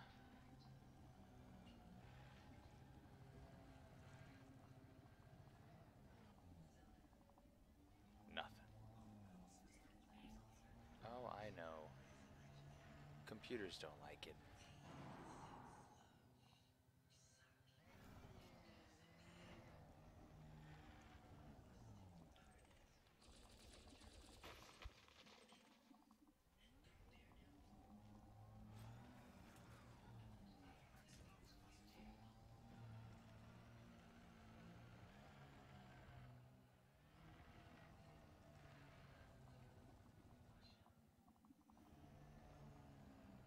Well, let's see what else we got here. Another one. Another one. Huh? No, don't target the things down below. I think it'll be really fun to do the Thargoid structure on a stream sometime. I've got a few other things that I want to do before I get to that, but it'll be really cool. Oh. How? Alright. Really? Great. Oh, really, Nomad? They're so spooky inside, dude. Incredible. I love it. Nope, I forgot.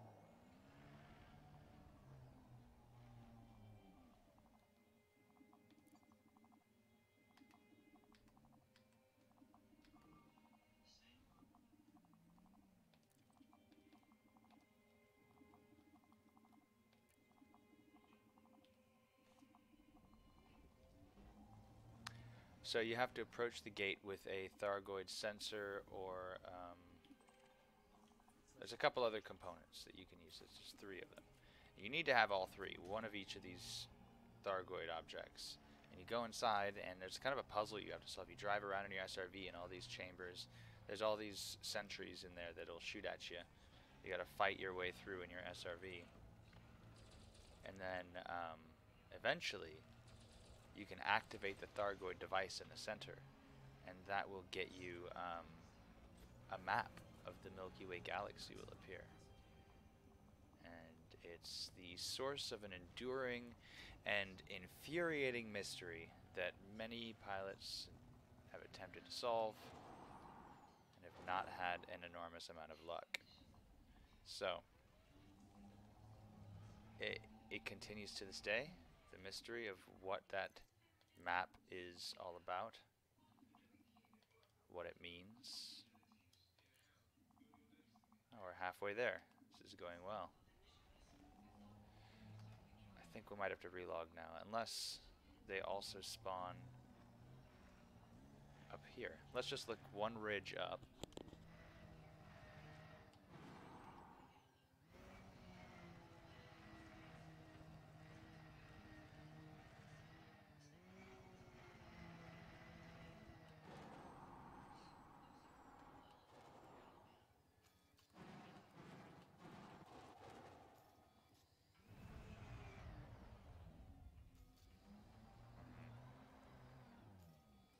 Uh-oh.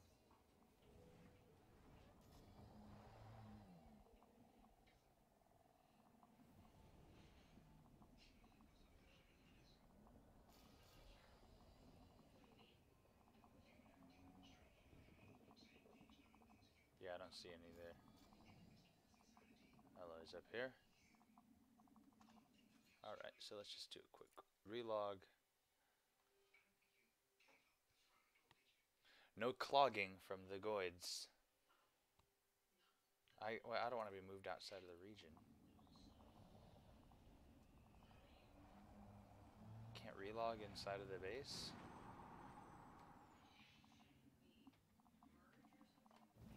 Oof. Hey! Doing a front flip. Oh, nose plant. Yikes. I better take it easy. I think I only have 1 SRV. That'd be very disappointing. I think I have to do it from inside my ship. Me too. I actually really love doing the Guardian sites. Maybe more than the Thargoid site.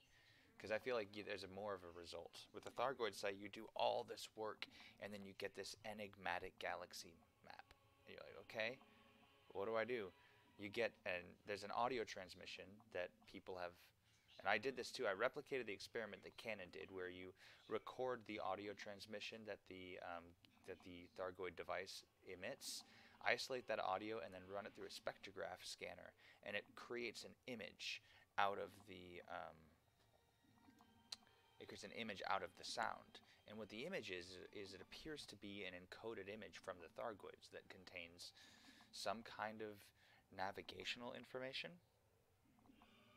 If you guys haven't seen it, I will put it up on my stream right now. Let me see if I can find it. There's a much cleaner image of it that Canon Research has, but I created my own because I thought it was such a neat thing. I wanted to, you know, have my own replication of the experiment, and it worked. I just gotta find it. I think it's still hanging around. Give me just a moment here, guys. Sorry about the delay, but it's kind of a chilling image when you think about the work that Frontier has put in to hide this in the game. The work that people went through to extract this information from inside of Elite Dangerous is pretty awesome. think I have it in a Google Drive somewhere. Another couple minutes here. We'll get this thing dug up.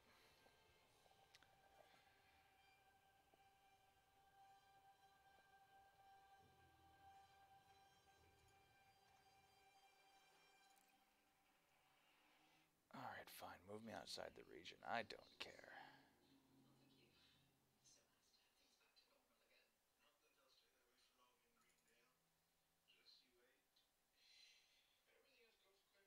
Oh no, I have a Raxla folder.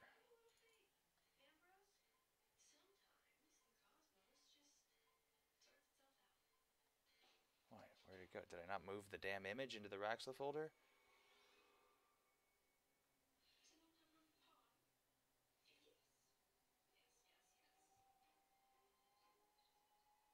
Why can't I no find it?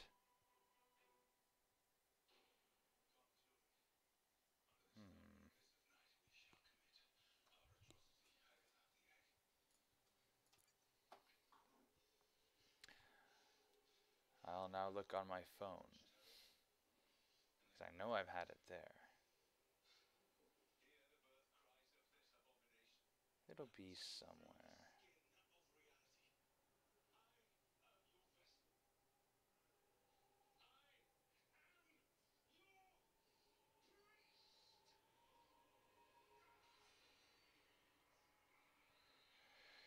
I know this is exciting stuff for everyone, but I found it. Great, so let me just throw this up where I can view it.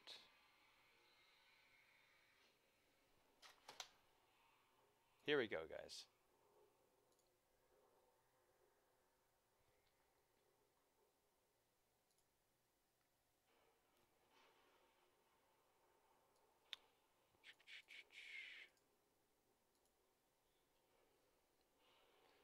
You ready to get all weirded out? When you want to see what the Thargoids hid inside of a screeching, horrible noise? Oh, first, let me play you the sound that you hear. So, this is the noise. Listen carefully.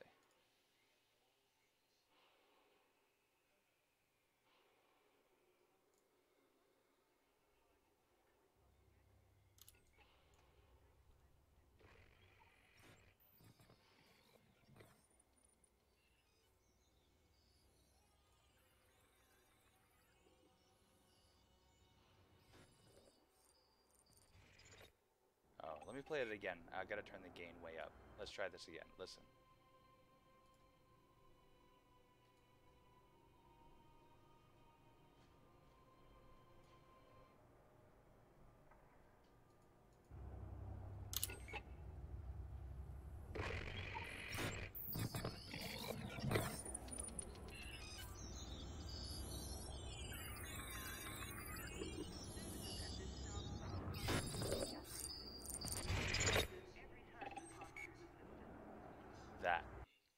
That audio signature. When you isolate the audio and run it through the spectrograph scanner, it creates an image. And this is the image.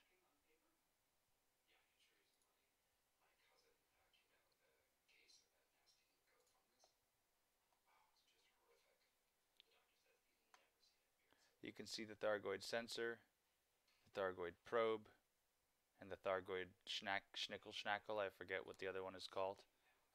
And then here we have what seems to be two systems designated by the body. This looks like 4 ringed worlds. 5 ringed worlds. Some of them with moons. It's hard to see. This is a system with 4 bodies.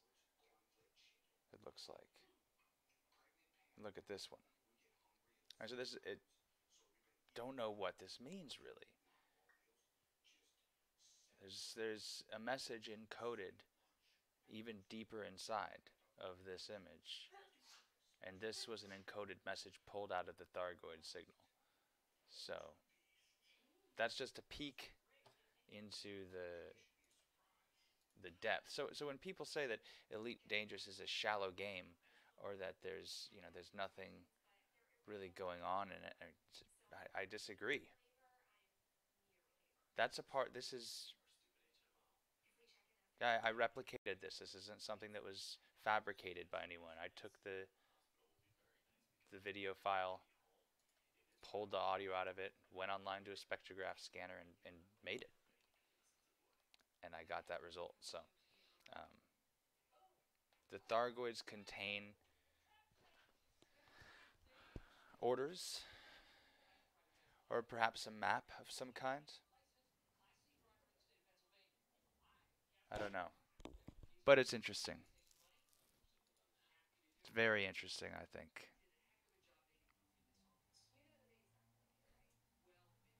Right? We don't really know what it is. I need to get back in touch with the Raxel hunters and Canon Research to see if there's been any developments, because when I replicated that experiment, it was probably 9 months ago or so, and I don't believe at that time that we had any certain knowledge as to, a solution for whatever is encoded in that image. They haven't found that system. I don't think it's a Raxla thing. I'm not sure if the Thargoids have too much to do with the whole Raxla conspiracy, but they might. Oof. Yeah, I wish I could take you inside of this thing, but I don't have the part I need to open the door. Ooh, I wonder if a Thargoid heart will open the door. Actually, let me get all the meta alloys in the asp, and then I'll go in, because I don't care if I die in the SRV once I have all my meta alloys.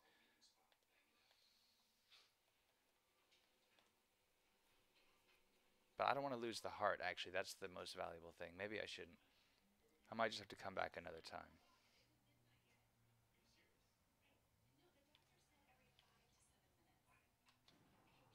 Uh-oh. Nope. Wasn't going to make that.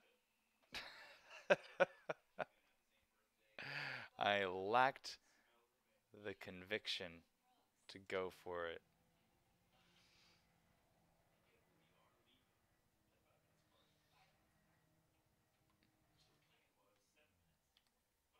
That whole Thargoid thing kind of makes you appreciate some of the mystery that they've baked in.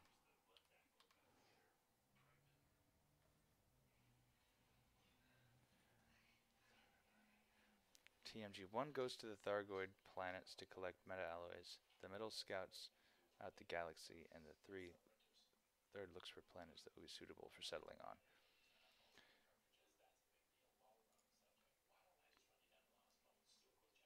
You mean that's what the meaning of this image is here? This is what the three sections are.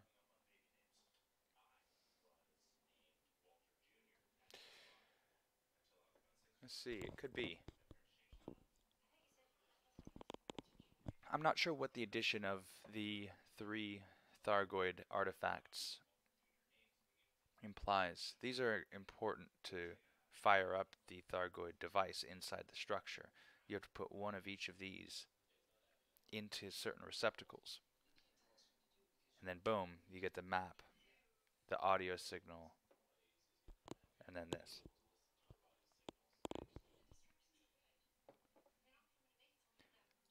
Now it's possible that I'm just poorly informed and this has already been solved. Um, so, I don't know, really. Speculation. I'm definitely not going to be one of the. I probably won't be one of those streamers or YouTubers who has all the answers. Be one of those guys that has all the questions. I like asking questions.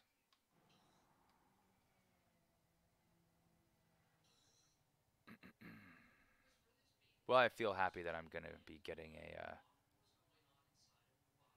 Thargoid bobblehead tonight.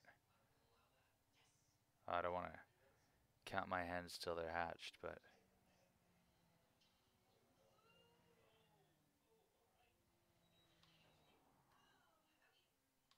Ah, you found it. Kinda solved.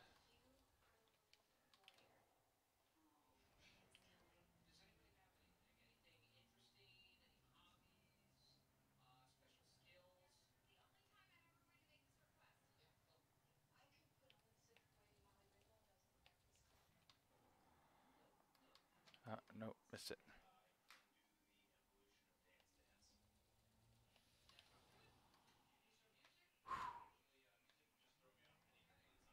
Ah, so it's figured out but not like resolved because we can't get there.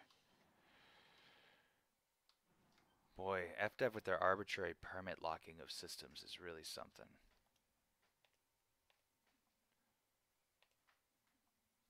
Really makes you thonk. Alright, one more cycle, one more alloy.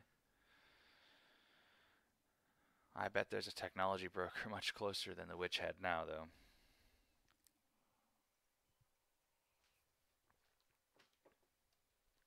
I kind of wanted to kill more than one interceptor while I was out there. Or at least get a little bit farther along on my combat ranking. But now that I think about it, that's just a lot of time sitting down there. And I do need to get back on the grind so I can have enough money for when fleet carriers come out.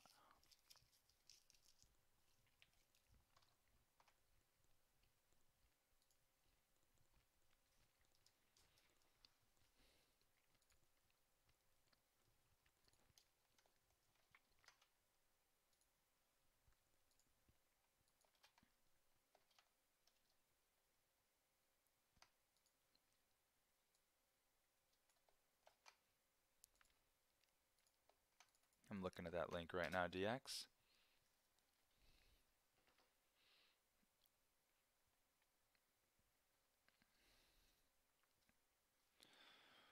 It was solved when you play the unknown signal.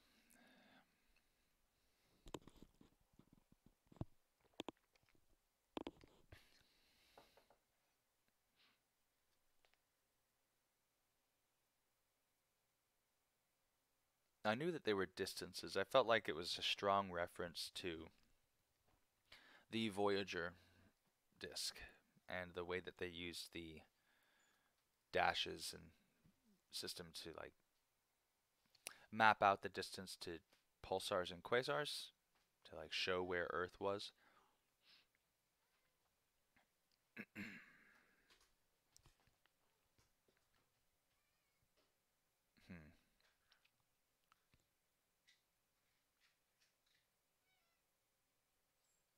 Okay, so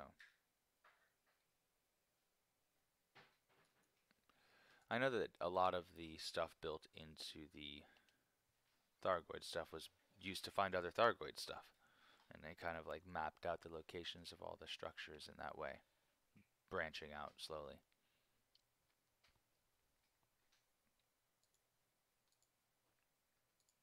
That's neat. Man, smarty pants. All these smarty pants. Last meta alloy. And again, I know there's probably some people in here that have joined recently. This is a celebratory stream because last night I made affiliate. I've already hit the #1 subscriber. Looking at you, Caustic Nomad. So we are 20% of the goal of 5 subscribers by May 12th. That's my birthday. I figure that's a nice long ways away. It gives me plenty of time to figure out what to do, what not to do, how to do better. TMG. Oh, Jesus. Thanks, dude. What's up? #2? DX, you're going to get left behind, my friend. Can't believe it. Thank you so much, man. Wait, I got to do a thing, right? I got to go to the stream thing. I got to hit you with a... Hey, last time somebody subscribed, I could, like, do a thank. How does one do a thank? I go, Thanks, TMG. Give me that founder's badge. Oh yeah. So that's the thing. I gotta look again. I gotta learns. I gotta get my learn on, 'cause I kind of know what that is. Oh, I always try to get it really close. I like to just barely get it in there.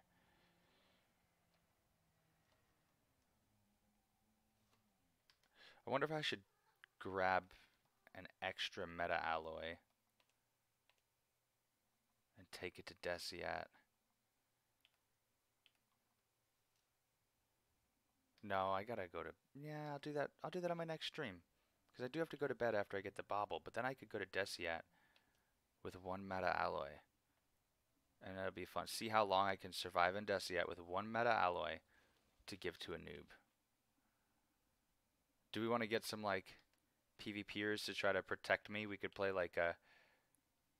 We could make an event out of it, because I'm sure that I could get in contact with some of my stream sniper buddies who were trying to stream snipe me, and we can get them to run like a protection racket, protection against me, and I'm trying to get the meta alloy to somebody, and we can just put it up on the stream and invite people to try to come get us or something.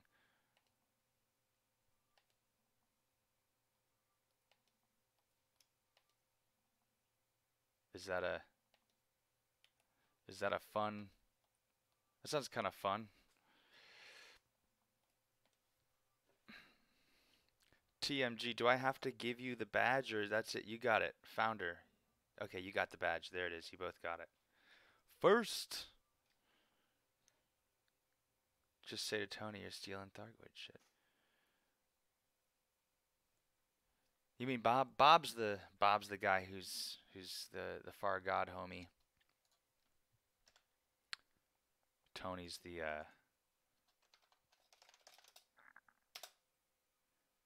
Tony's the stream sniper who rammed that BC Buds fella. Rammed him real good.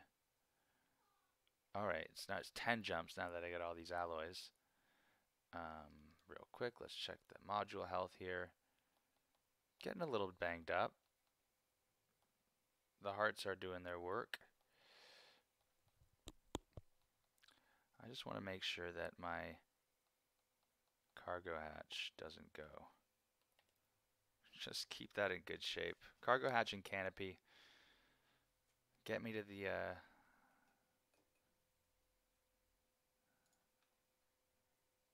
technology broker. That's the word I was looking for. Let's go check that out on Inara. Oh, it's okay. They really don't I'm surprised at how little damage the hearts do.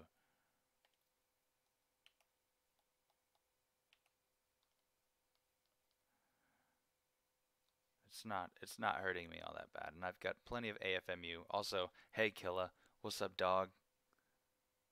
Thanks for popping in. Let's go. We're gonna look for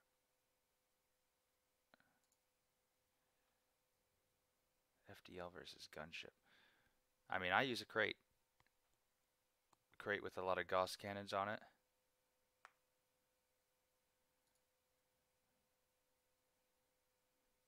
Nearest. Just gotta do some tech brokers.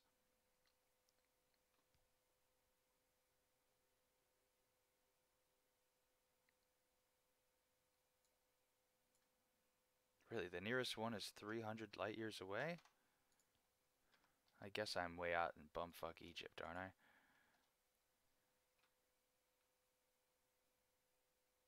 Oh, do I need... There's Guardian. I just need a human technology broker, right? I don't need a Guardian technology broker.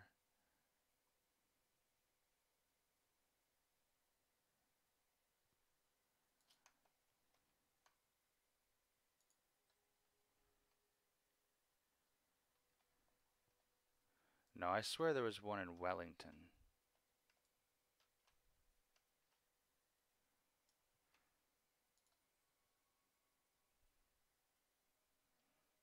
That's alright, I don't want to go back out that way right now anyways.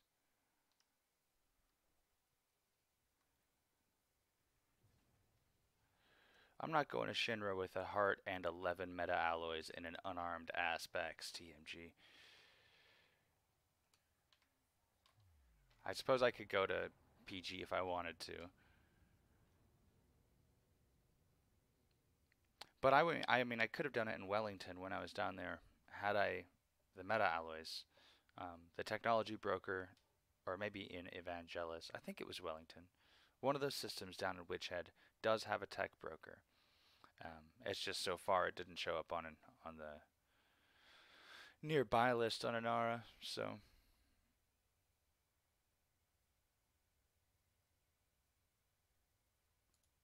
Okie doke.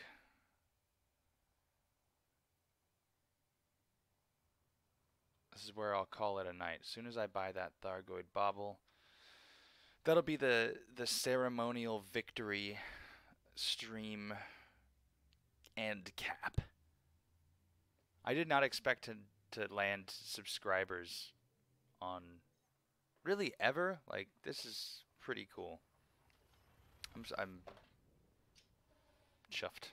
I like the word chuffed. I think it nails it. Isn't it in like Nyanja? Do you mean DX? Do you mean the specific tech broker?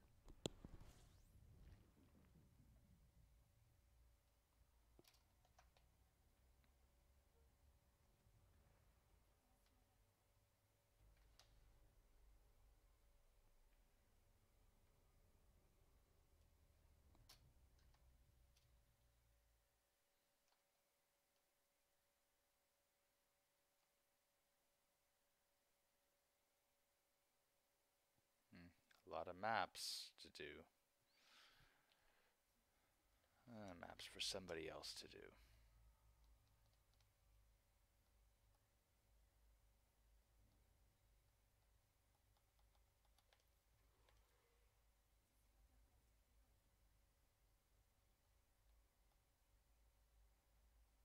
Do I play with mouse and keyboard? I use HOTAS. Also, Leroy Jethro Dankins.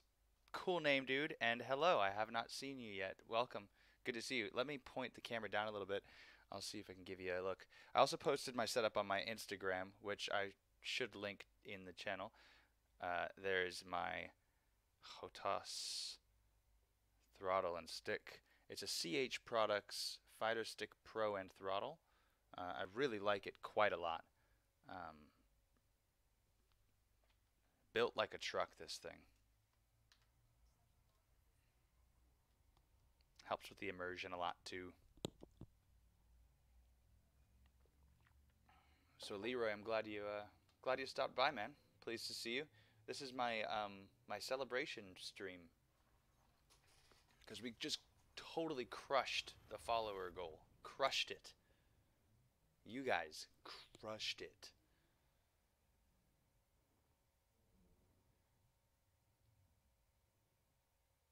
Thank you very much. Thank you very much. Yeah, you're trying to get some tips on mapping with keyboard and mouse. I could actually help you with that because I played keyboard and mouse for a long time before I got the throttle and stick. One thing I would recommend, I wonder if I have it here, just a second.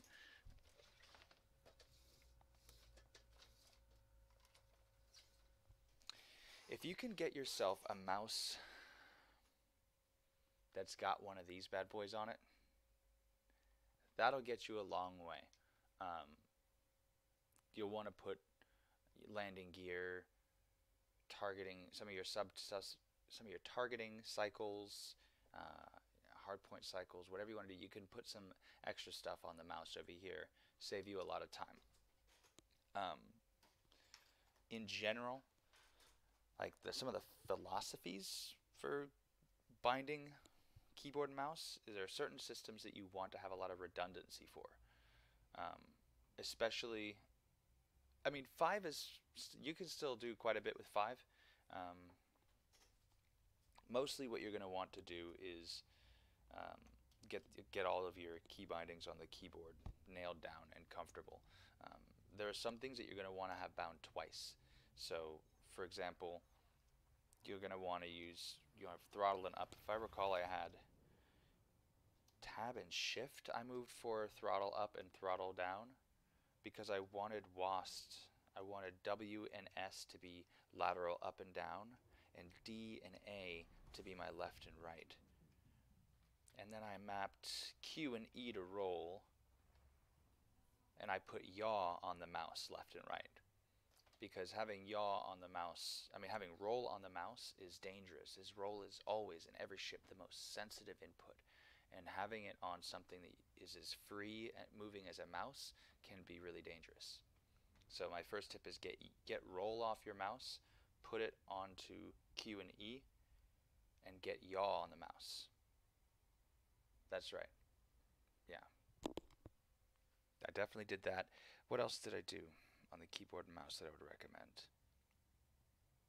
Well, there was the redundancy. So for example, for flight assist off, combat, sometimes you need to be adjusting your throttle, but your ring finger is busy countering your roll or applying thrust in a different direction. So there's certain thrust controls that you're going to want to put in two places. Either a redundant thrust control on your mouse forward and backward, or somewhere else on your keyboard that you can reach with a different hand. A lot of it you may just kind of develop on your own as you go. I would kind of do some research, see if somebody has done some base work for you. You can pull someone else's key binding, and then make minor adjustments as you find you need to do other things.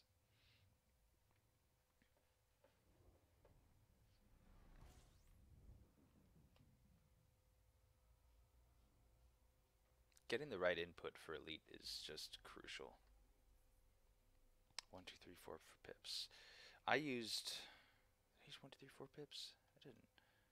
So you have pitch is WA, throttle.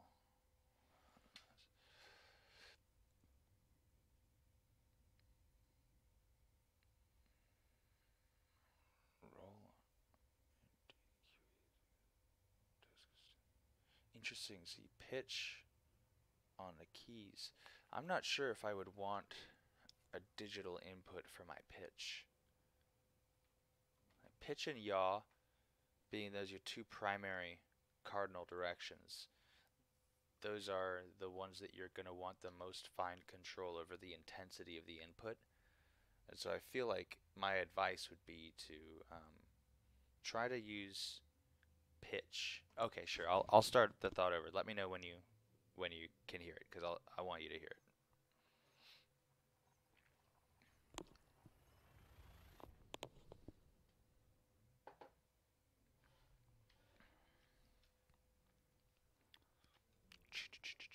I gotta look into some royalty-free music type stuff that I can play in my stream to make it a little more exciting, so you guys don't have to just hear me breathing all the time.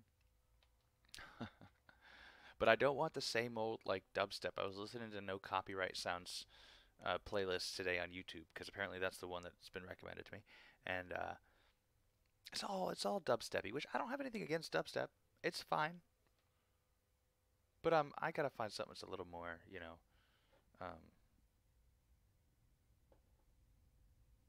descriptive of me. I'm not sure. I don't know.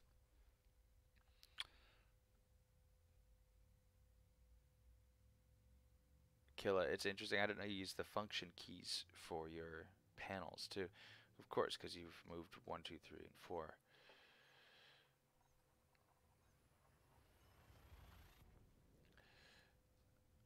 We've all got our own little quirks for how we like to do things.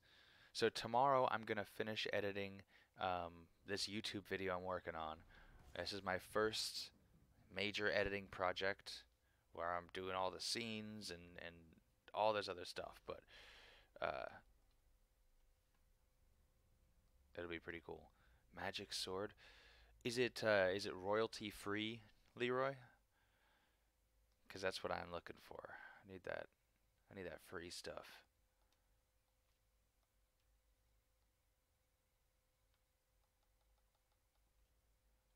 Let's see where this is. Ooflin terminal. Oof. 771. Oh, man.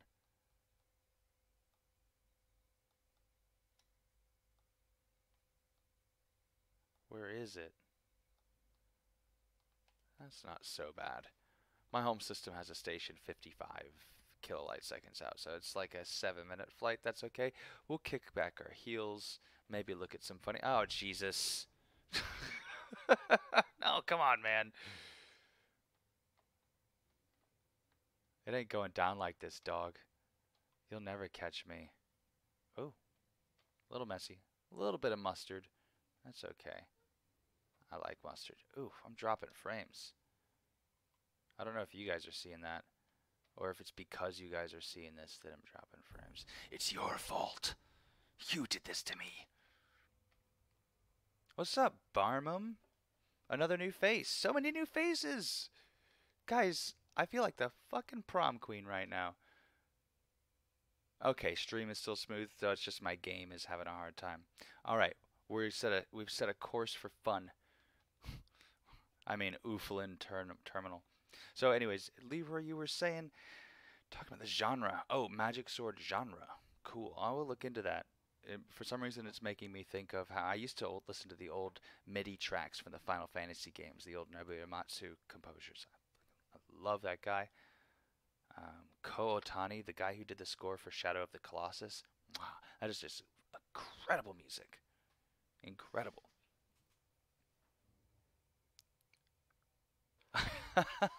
Nomad, I know, this is crazy.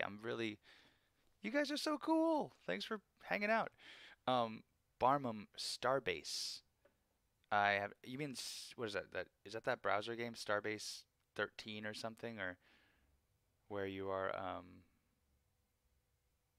yeah, thank you, Leroy. And then I wanted to tell you my tip, my core advice for your keyboard and mouse layout when you have a second. But um,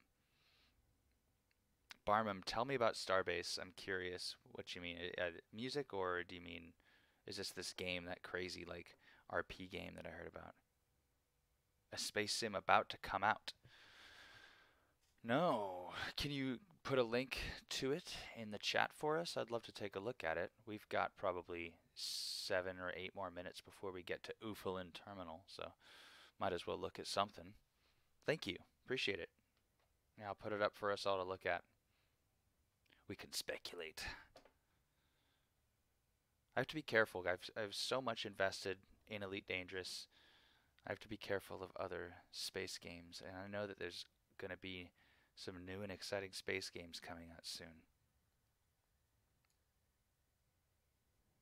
Alright, just a second. Let me pull this link, and I'll put it up where we can see it. Oh, I saw the thumbnail for this, and then I didn't click on it because I'm a lazy bastard. So, let's watch this. Let's watch it together. Oh man, I'm not gonna try to afford Star Citizen. I just don't think it's gonna get to what I want. I mean, Elite does everything I want. Anyway, let's watch this for a minute. 3-minute trailer. Let's do it.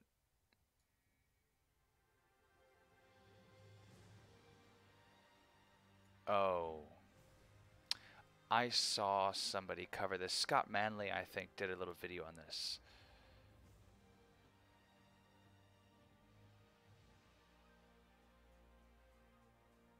This is gonna be like a role player's wet dream. Reminiscent of Space Engineers there with the control panels. I'm really getting the vibes. Putting individual rivets in the spacecraft. Now that is something. That makes me think of the Expanse with the spray guns they have. He was putting individual rivets.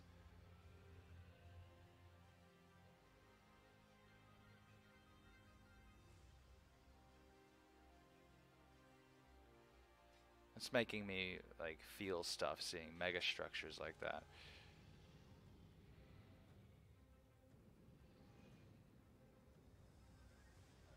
Oh man.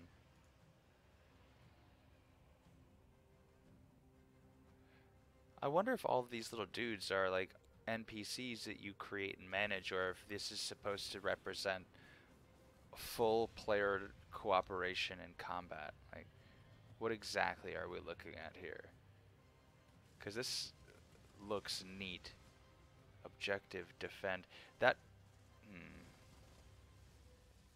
the boarding, they're probably, yeah, buddy, yes, that's my shit. Just real quick, I gotta say, that moment, running up onto the ceiling, I remember the first game that I played that let me do that was probably Dead Space. And there was that scene, there was that big battle at the end of Dead Space where you're inside of this giant canopy and you're running around and fighting across the walls. I mean, it's incredible fun. But let's finish this. Doing drive-bys.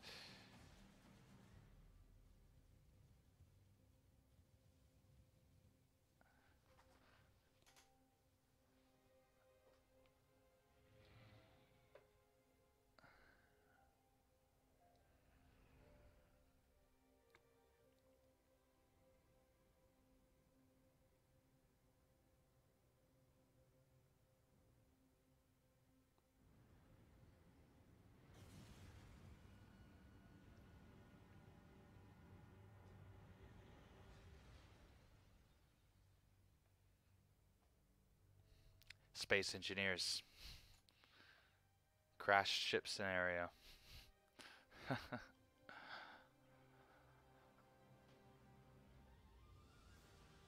Oh, cool.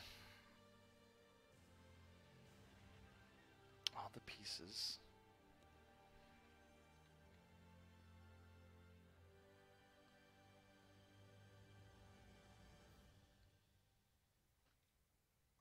I'll just go ahead and click that. Add to Steam wish list. We'll visit that soon. So freaking cool, man. That's very neat. Gotta catch up on chat now. I was in full screen there for a minute. $115 for your Star Citizen.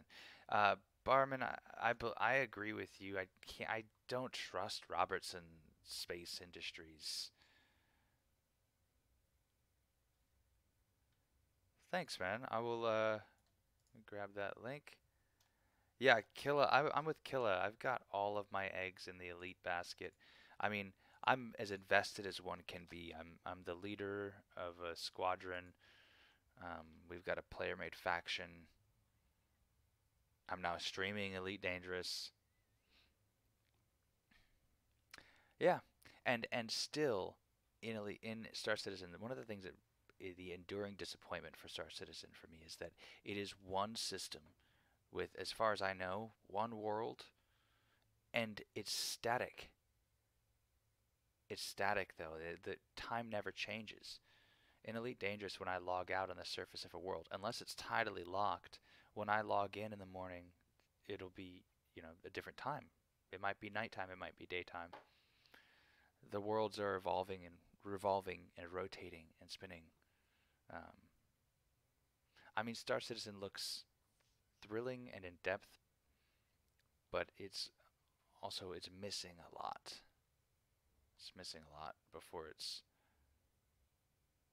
Yeah, but those worlds don't ever change or move. They haven't introduced like orbital periods. Um, if you stay in one spot on one world, it's always the same time of day there, because there's no dynamic like orbit. Now the flight model looks sick as hell. I love it. Um, but that's not anything that Elite isn't giving me as far as that goes. But mostly my biggest gripe is money. I'm not a I'm not a wealthy man, and I don't have. I'm a father and a husband, and I'm trying to save, and I don't have a gaming budget to drop that kind of money.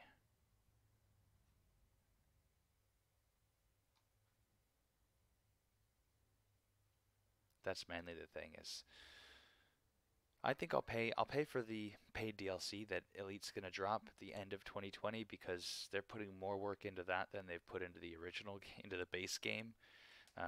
So it's sure to have just a mountain of content. I'm expecting, optimistically expecting, but prepared to be disappointed. Space Legs, they're gonna want to compete with Star Citizen, so they're gonna get Space Legs in there. They're gonna get base building in there. They're gonna get automated manufacturing and resource collection in there, so your surface stations will be able to collect materials and resources.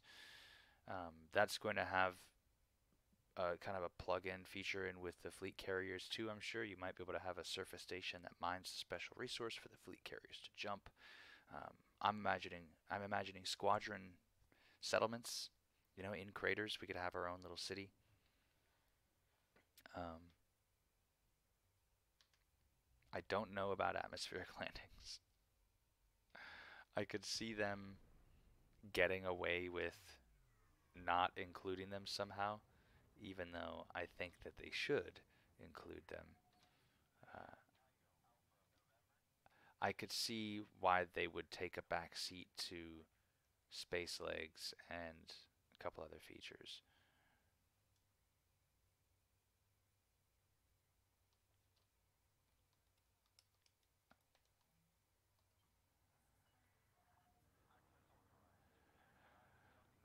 I'm so excited. About to get this bobble. Bobble. Bobble. I want one of those bobbleheads of myself someday. Like Dwight Schrute in The Office got a bobblehead and it's just of himself. And I find that insufferable. And at the same time, I want one. I don't know why. Ew. Who needs smooth landings?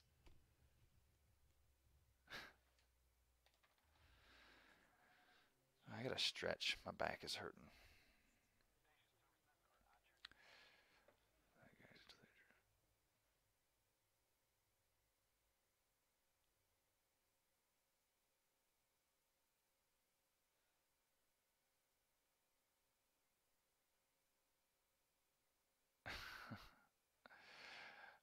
Yeah, I'm trying to think of a game that, I mean, Kerbal Space Program. I got that early access, and it could not have been more worth it. I've got so much joy and growth out of a Kerbal Space Program. I would not be even remotely as confident with knowledge of orbital mechanics. Yeah, I'm always an open, pretty much always, yeah. Yeah, dude, I love KSP. I might have to stream some of that sometime. It's been a while since I've played it because Elite, um, and lately when I want to get my management itch scratched, I've been playing RimWorld because I like the storytelling. Um, Gone early access in 2013. It's still early access. Looking at you, DayZ. Good point, Barmem. I loved DayZ. I loved it when it was the Arma mod. I played the shit out of it. Walking simulator. I loved it. It was such a fun game. And then it went standalone, and I was really kind of reticent. I was uncertain about how it was going to be because I knew that they had just created this Frankenstein's monster of a game by modding and patching and just bootstrapping everything they could onto the Arma 3 engine. And then somehow this small development team was going to take that mountain of shit that ran like hot garbage and they were going to flatten it down into their own I mean, they were so ambitious. We're going to make our own engine. We're going to pack it full of everything that was in the mod. Like 5 years later, I think they finally introduced a couple of vehicles. The game is still just, I mean, it's just in development hell. It'll never be a thing. Now, I do see some people are streaming DayZ on Twitch. I'm getting a pop-up. There's more viewers for the DayZ streamers than there are for Elite. Maybe they released some new game. I stopped paying attention to the DayZ franchise, um, just because I kept going back and checking. Maybe they've added the thing that I want. Nope. All right then. Meta alloys. Thargoid heart. Give me my bobblehead. Oh, it's Gigi. Come here, Gigi. Come on, honey. It's Gigi. It's Gigi. Hi, babies. Hi. Can you say hi? She's the talkative one, but only when she wants me to feed her. Look at, there's a butthole. Hades. I never heard of that one. I got screwed out of the Castle Story Kickstarter. I donated to that, and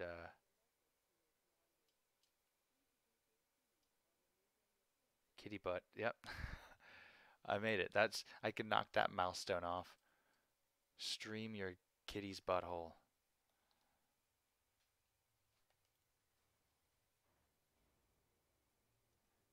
Bastion. Yeah, Transistor Pyre. I've heard of them. Yeah. I think I have Bastion. Okay, cool. Talented guy. Talented guy.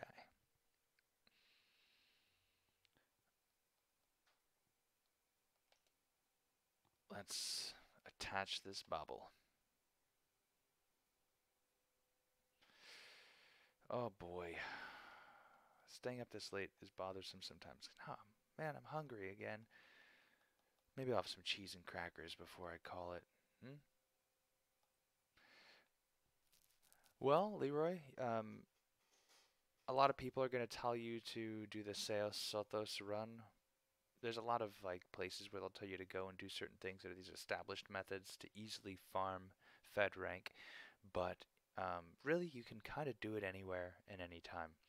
My question to you is, do you want to do a focused grind and just work really hard and focus on one thing and knock that out, or do you want to try to you can spread that work out. One of the things I love about Elite is you never have to do just one thing.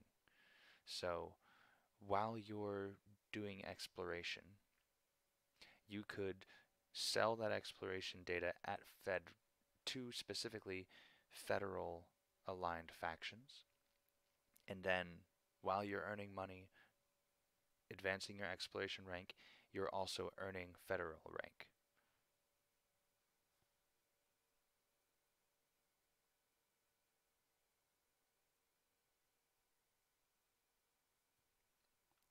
Yeah, so exploration data, everywhere you sell it, whoever you sell it to, whatever faction owns the station where you sell it, I should say, they gain an influence boost in their system, and you gain reputation with them. If that minor faction is federally aligned, then you also gain federal reputation and federal rank percentage. What's up, War? Man, you always have the good time and coming in when it's rapidly approaching bedtime. It's okay, on the weekends I stream much later, so we won't be ending around midnight on the weekends. We'll be going till like 2 and 3 a.m. I mean, we push it. We push it on the weekends. War, I'm telling you. Keep showing up, dude. Keep showing up, and you won't show up at bedtime. You'll show up when we're peaking, and it's going to be a blast. Dude, yesterday we made affiliate. Today we've got 2 subscribers. The channel is popping right now, dude. It's fun. Um, Leroy, you prefer something like bounty missions or the like? I definitely prefer combat courier to space trekking. I loved exploration. Thank you, War. Dude, I know. Holy crap is right. I did not expect it. 2 subs already. Now, Grant, I know these people, and I'm like humbled as fuck by their kindness, so thank you. Thank you to TMG. Actually, I forget, TMG, are you from my squadron, or are you just like the guy? I gotta get all the names meshed up in my head, people with all their different online handles. Leroy, for your purposes, what you might want to do is go towards the bubble section, core of the bubble, look in Hudson space or in Felicia Winter's space, go to one of those systems that has a high population, and check and see that they have a federal faction in control, as the controlling faction. Then that means in that system, all your bounty hunting that you do with the kill warrant scanner will earn you bounty vouchers that you cash in with that faction. So you'll be earning a nice amount of trade, a nice amount of income, combat rank, and you'll be pushing up your federal faction rank. And then you want to keep an eye on their mission board for those rank up missions.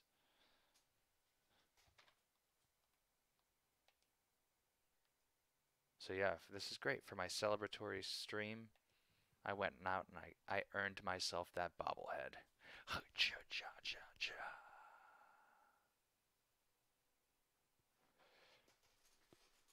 Okay, cool.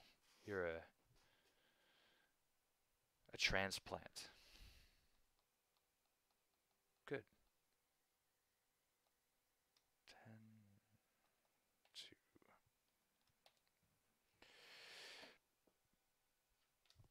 There. Couple of goids.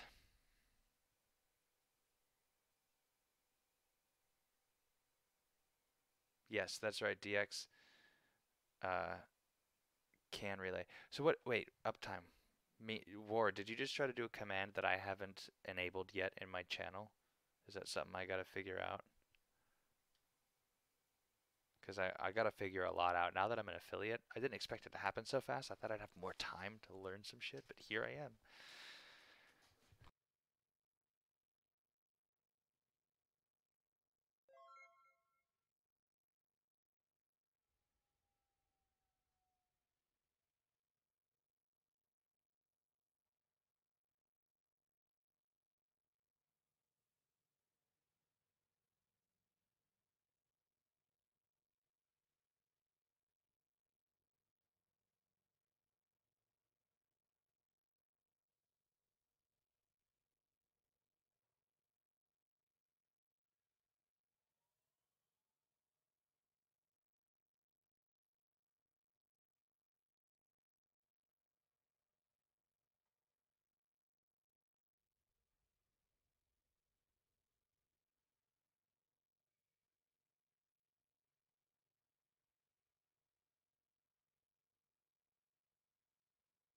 Geez, so the physical mute button that I sit on sometimes. Anyways, this looks like another piece of software that I'm gonna have to run, and I'm gonna need more monitors. Stream elements. There should be a huge dashboard in your Streamlabs account page. Yeah, it looks like Streamlabs has a lot of those chatbot moderation features, but also it seems like Twitch offers those as well. Right now I'm on Streamlabs. I mean, I'm keeping it really simple, guys. So far I've got, well, I mean, let's look. So dashboard. That's where I am right now, I think. Oh, on the website.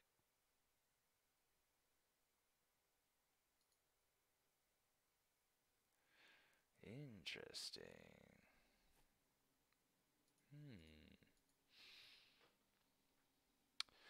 Okay, so Streamlabs offers me a dashboard that's not unlike Twitch's dashboard, too. I also want to figure out what the, on my past broadcasts, the view count, I see that slowly goes up as days go by. Are those views that are coming in after I've finished the broadcast, people going back and watching my old broadcasts? Wow, that's awesome. So people are going back and watching the stuff I've put up. And that tally doesn't count the people that were there when it was live. Cool, man. Thank you. Thanks for all the info. Gotta learn all this stuff. Stay away from additional softwares. Nightbot using API commands. Things like uptime.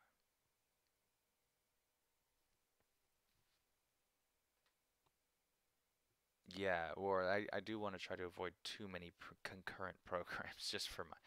I don't have the best PC. To be honest, I pulled this thing out of an e-waste container. Some spoiled suburban kid left it at somebody's house and he got sick of it building dust, so he chucked it out in my work's e-waste bin. I took it home, cracked open cracked open his Windows 10 account with this Linux bootable drive I have. So it's still got his name on the C drive. I don't care. I just play games on it. Like I said, my budget for gaming and entertainment is very low. Very low. But I make do. I make do. My spirit animal's a trash panda. I pulled these from an abandoned apartment complex. Well, an abandoned apartment unit in a closing apartment complex. And these are nice. And these units are probably like 20 years old. Trucks, workhorses. All right, so I'm looking at the Streamlabs dashboard. There's a lot to look at.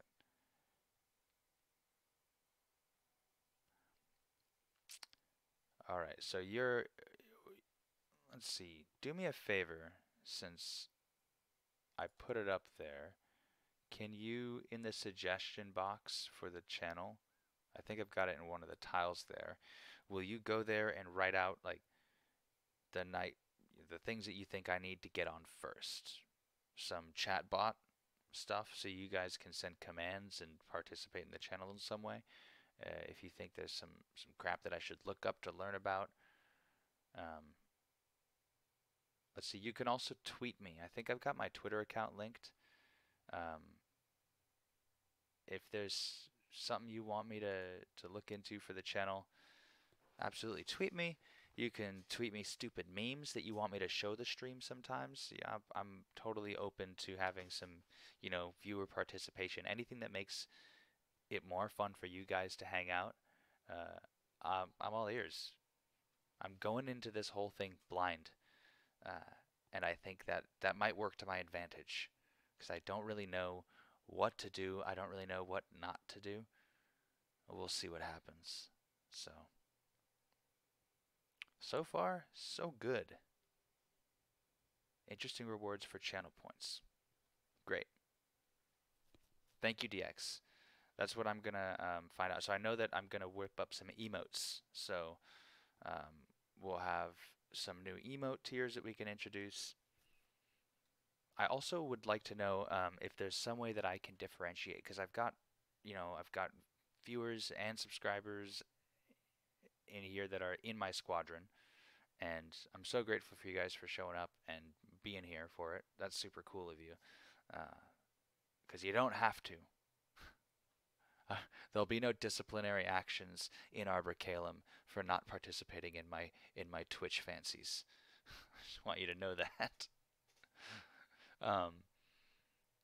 But I wonder if there's some way I can give you guys like a designation in the channel. I'll have to look into that as well. So we'll see. It will be a fun adventure.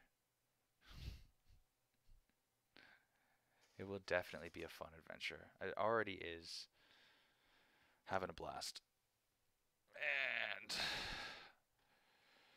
I think we're going to nail it. I'm going to go to bed and get some sleep. I got a free lunch tomorrow. They say there ain't no such thing as that. Well, I'm here to tell you.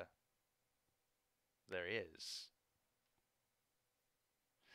Yes, I haven't created a schedule page to put up, and I'm still early, so my schedule's going to be flexible. What I want to do is do a definite Monday, Wednesday, Friday. Wednesdays I want to stream RimWorld because the Elite Dangerous servers are down, and I think having a weekly chapter in RimWorld where the viewers can tune in and throw in their 2 cents of what they want me to do with the colony or choices like that, that'll be a fun thing to do. And that'll be a RimWorld game that I will only play on the stream, so nothing will progress without it being on Twitch. Then also on weekends, usually Saturdays and Sunday mornings, I'm Pacific time, so Saturdays and Sunday mornings I can usually get in a nice 3 or 4 hours. My hope was, again, I thought I was going to have a longer growth to 50, so I was going to 5 hours. No, I think I forgot. I was gonna make that much shorter, but I'll turn that down to a couple minutes. Unless people abuse it and spam it, but I don't think, I mean, we're all grown-ups here. I mean, proverbially, I don't really care how old you are. You clicked on the thing that said mature content and went past it, so that's all I care about. You saw the warning and you made a grown-up decision. Gonna go to my channel. I'm gonna change that right now for you. Gonna go down to my tiles until a child shows up. Children. Now I say, you know, mature content, but every so often, especially on Saturday mornings, Sunday mornings, my child might actually show up. Um, I just say mature content so I can freely discuss drugs, alcohol, rock and roll, and whatever else that I want to throw out there. So we're going to edit panels, and we're going to, where'd the suggestion box go? There we go. Configure suggestion box. We got you. And we're going to go cooldown. How about, I mean, I can't do seconds. I'll just say 1 minutes. So you will have to wait 1 minute if you wanted to leave consecutive suggestions. Okay. Change made. So I gotta figure out more interesting rewards for channel points. Now channel points, those are like you earn, is that bits that you're earning? Are those different from channel points? Because I've noticed, I've gone to a couple streams this past week and chatted and trying to, introduce myself, and I noticed that I earn numbers go up. Small numbers turn into bigger numbers as I'm writing in the channel. And then are those bits? Are those the bits that you gave me earlier? I gotta figure it out. Teach me, senseis. Teach me.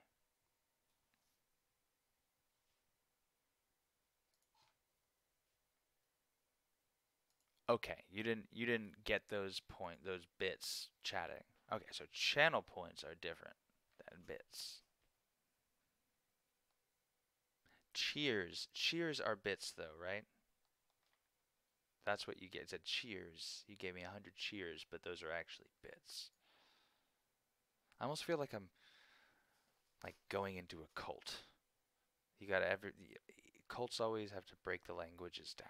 You gotta change the way you call things. You gotta repackage things, flip them, and reverse them. All right. It's very much I gotta like reprogram my brain to think, cheers. Cheers are not bits. Channel points don't come from bits, but you get them by participating in the channel, and by distributing the channel points, you can unlock new reward tiers. It's wild. I have much to learn.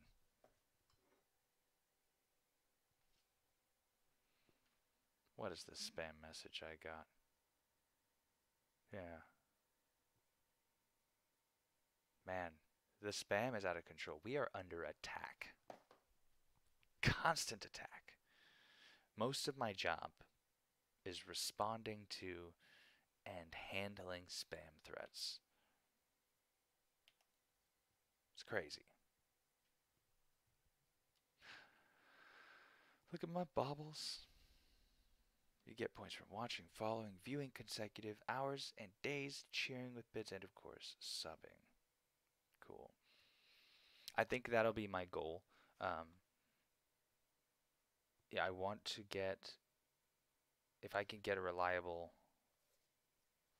few subs a month, then my first thing that I want to purchase with that money is an Amazon Prime account, so then I can have Twitch Prime.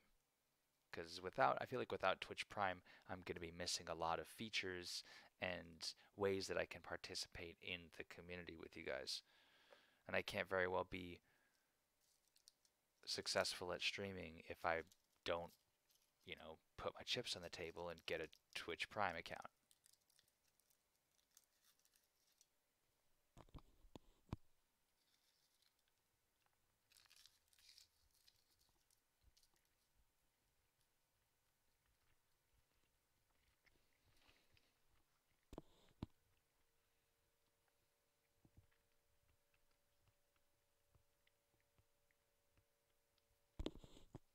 Yeah, and free delivery in shows and movies. Right now, I borrow my friend's Twitch, Amazon Prime account so I can. Oh shit! Don't puke on the desk, you little. Oh, my poor kitty. She's got the worst indigestion. Ugh. You hate to see it. She's puking right now. Just stay away from the rug. There you go. There you go, honey. Get it out. Yuck.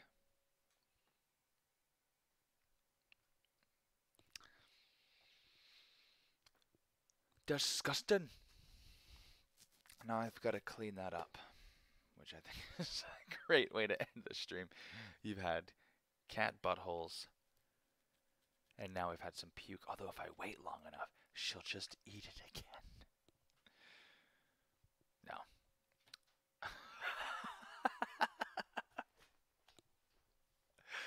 I'm on a roll leaving you guys with just disgusting, shocking things.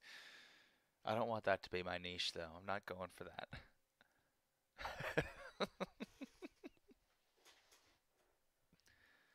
Oh no, she's forsaking the second meal. Well, everybody, it's been super fun. I'm gonna try to set up this event. Maybe, I mean, I might have to go out. So I may not be able to stream on some Fridays just because I'll often go out or do something. So, but I'm gonna try to set up the next Elite stream either tomorrow night or the next night. We're gonna get some streams. We're gonna get some PvPers to protect me, and we're gonna get some other PvPers to try to kill me. Do raid instead of hosting. Oh yeah. So let me see. Yes, thank you, DX. Because that was awesome when I got rated once. So we're gonna go to Twitch, and I want to see who's streaming right now, right? That's how we're gonna do this. So let's go ahead and go to Firefox. And let's see who's streaming. I want to find somebody with not a lot of viewers because I got a huge leg up when I started because in one of my first streams I got rated. God, and I can't remember who rated me either. I tried going back and watching the stream, but the chat log didn't load. Yeah, the command is /raid, but I have to choose the channel that we're going to raid. So let's look at some Elite Dangerous raids. I want to kick down to my my fellow commanders here. Now I also don't want to, I'm not sure about just kicking you out to random ones.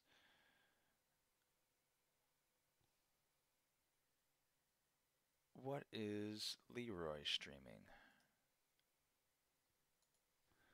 Since he came in here. Leroy Jethro Dankins.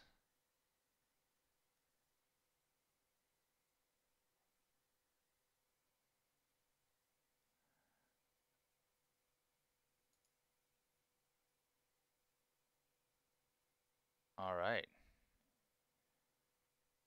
Yeah, you guys want to go watch Leroy? Let's go watch Leroy. Since he was kind enough to come and visit us. Leroy Jethro Dankins.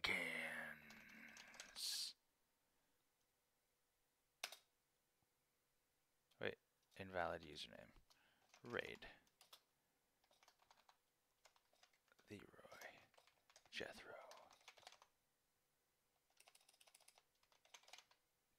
Dankins. All right, ready up, everybody. It's been real. Thank you all so much. Had a wonderful night. I appreciate you. Journey before destination, time and space, here and now. Tell your friends. Go.